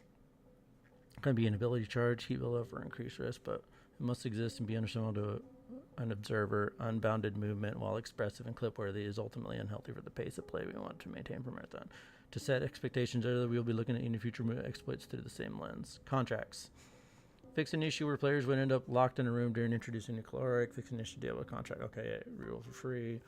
There's all runners. Okay. Dire Mars. Fix an issue where anomalous waypoint activity appearing below the map even when the event was inactive. Oh yeah. That happened a lot. Just the commentary for Tox Warden. Tune the layout to reduce the number of hiding spots. Tox does not react correctly to player presence. Fix an issue where the final exit would spawn in the same spot every time. Oh, was this not supposed to happen that way? Oh, Pinwheel. Destroyed wing insurance has been reopened. Improve overall loot rewards. This includes the quality of loose loot in small containers. Updated encounters to match reward quality. Change the security credentials needed to access the locked room in the hub. Oh. Added bulletproof glass to the hub room. That's really nice, actually. That last one. Cryo Archive. Fix your geometry and Vault 6 that allowed runners to fall to their death. Ooh, that's scary. Armory. Fix a crash to recur opening their armory. That's happened a lot. Fix a bug that caused low frame rate in armory one many times. Traxxas operates beyond scale. Codex. Fix initiative rank challenges section. Cause diamond to show before platinum. Fix initiative recommends are returning progress all players. Crew extra textile compiler kill. Why does it keep doing that? For all players in a crew after 6 of them compiler kill. Requiem for a cyborg. Oh yeah. Escape will now exit the key binding menu instead of exiting settings. Added an option to clear keybinds as setting menu. Yes. Text chat. Okay, localization. Cool. They did some good stuff. Fucking teammates, bro. I am gonna take. How much time do we have? We have time for one more game. We have time for one more game. There's Arachne. Get a free one of these guys. Get one of these guys. Get one of these guys.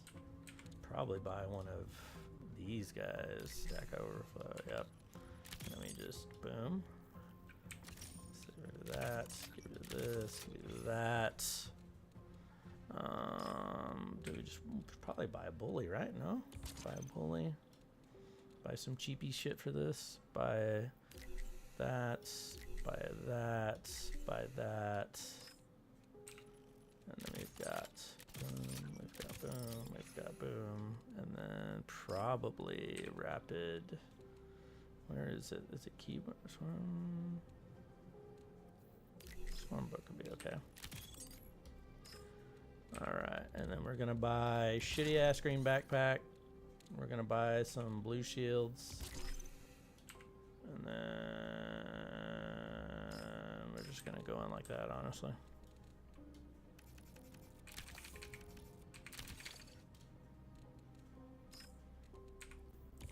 Buy one of these and then ammo, and then I'm going in like this.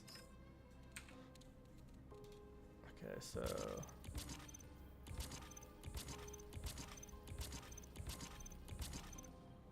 oh wait, I'm buying the wrong ammo. So used to running a fucking light. Oops.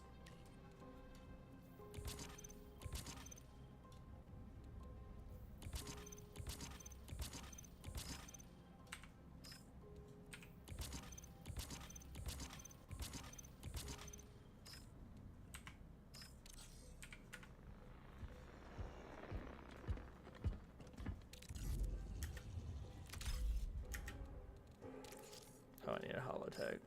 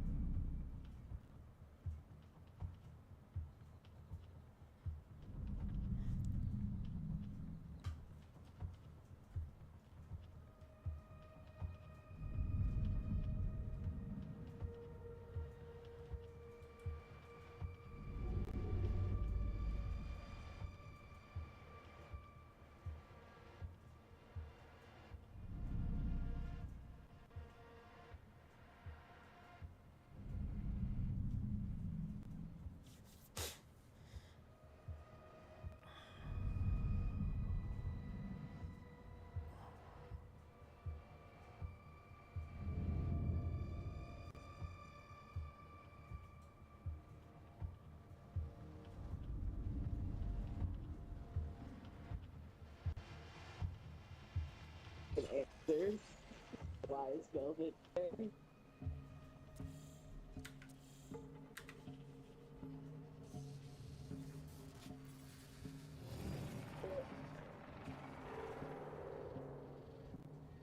it. This is ranked.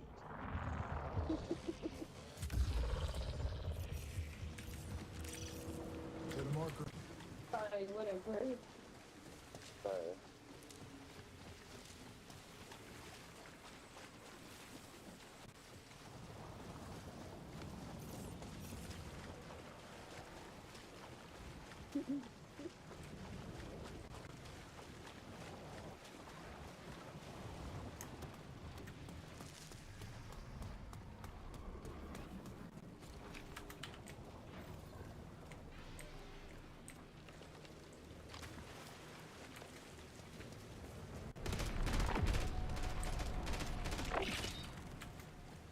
Is there a person there?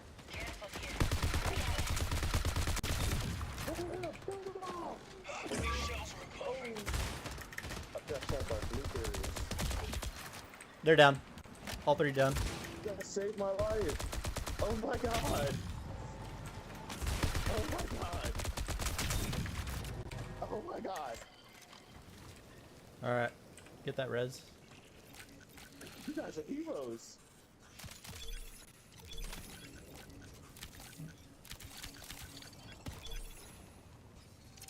This guy has a Yeah, give it to me. blue long Give me shot all and a that shit, western.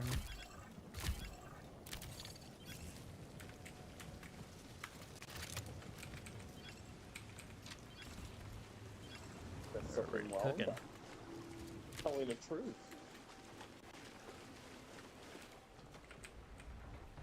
Alright. Let's keep going, I guess, to algae.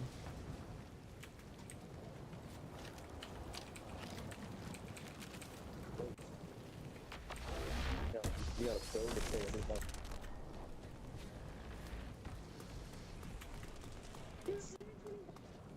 Constant. Never changing. Demanding of you. Specific amount. I have to get Every month. There's a $5. There's claymores up here. Got our money? You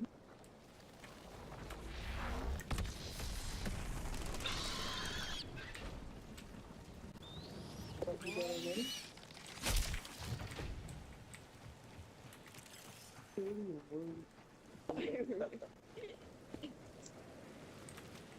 Thief, you have missing health.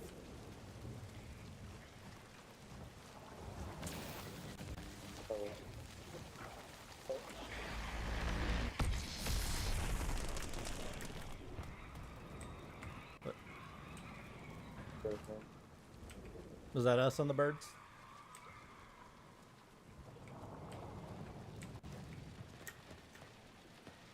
Thief, you have missing health.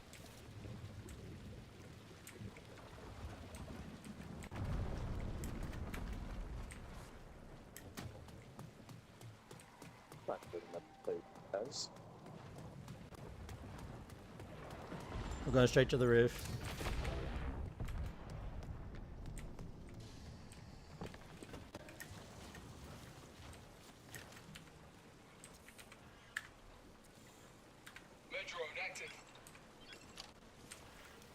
Gunshot southeast. AI, maybe?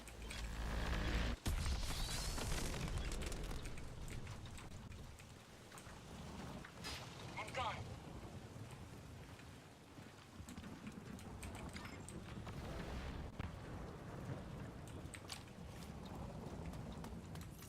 I should have bought that fucking long shot, damn it. How many units going?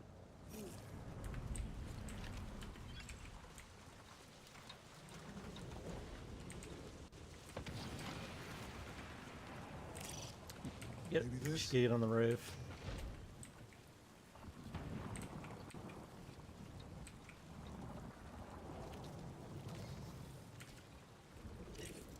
Careful here.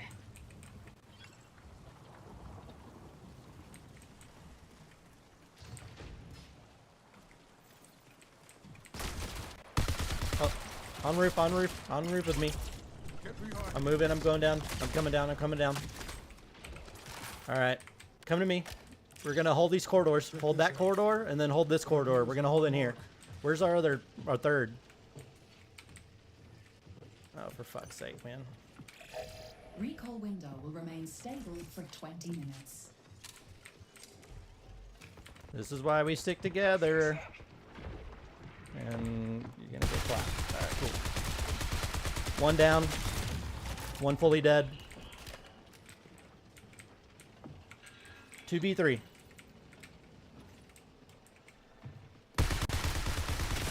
Purple shield's on me, on me, on me.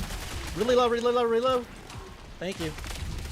Last one, last one, last one, last one. I'm rezzing, I'm self-rezzing. This one's self-rezzing. Kill it, kill it, kill it on your left. Behind you, behind you, behind you. Oh my god, dude, are you for real? Okay. I'll be honest, I was worried for a second, I'm not gonna lie.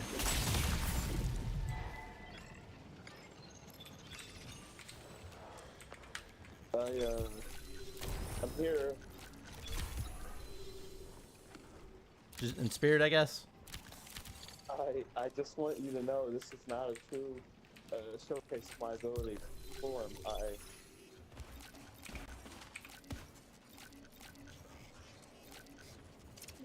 There's a tag on here if somebody wants to get that. It's an extra 500 points.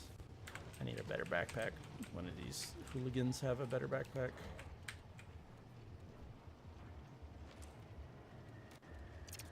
There's another holo tag on here if somebody can grab that.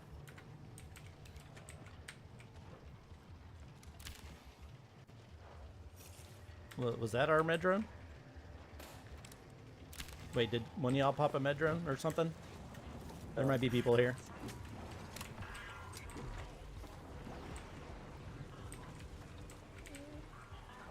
Either recharge that or use that, because that's just going to stick out and let everybody know we're here. Somebody grab it. Big one. Okay. Alright, well. You should get on the roof.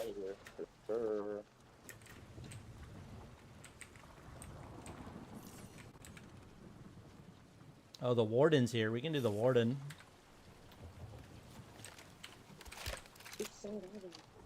Or maybe not, actually. Never mind. Never mind. I don't want to do that. I don't want to do that.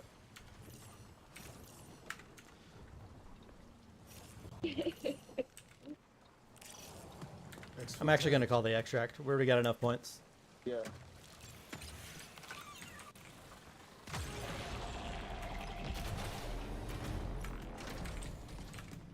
Finders, takers.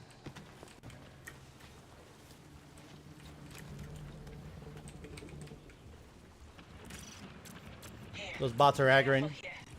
Bots are aggroing. Yeah. Get up here. Get on the fucking roof. Ralph. Oh my god, bro. Shields critical.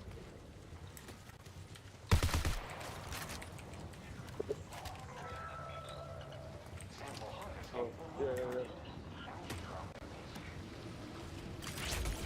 Go back down.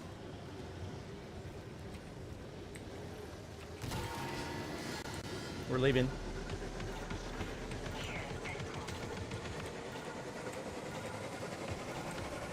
They're gonna kill us, guys.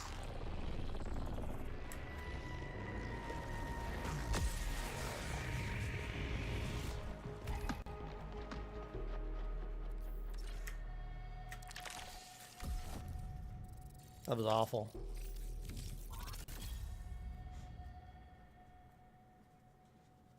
Yeah, they were awful. I'm gonna fucking block at them because they were fucking awful.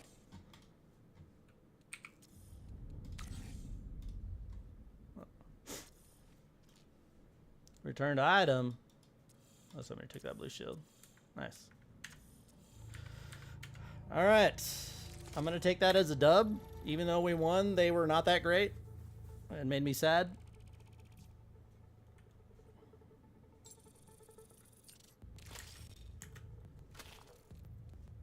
Nice.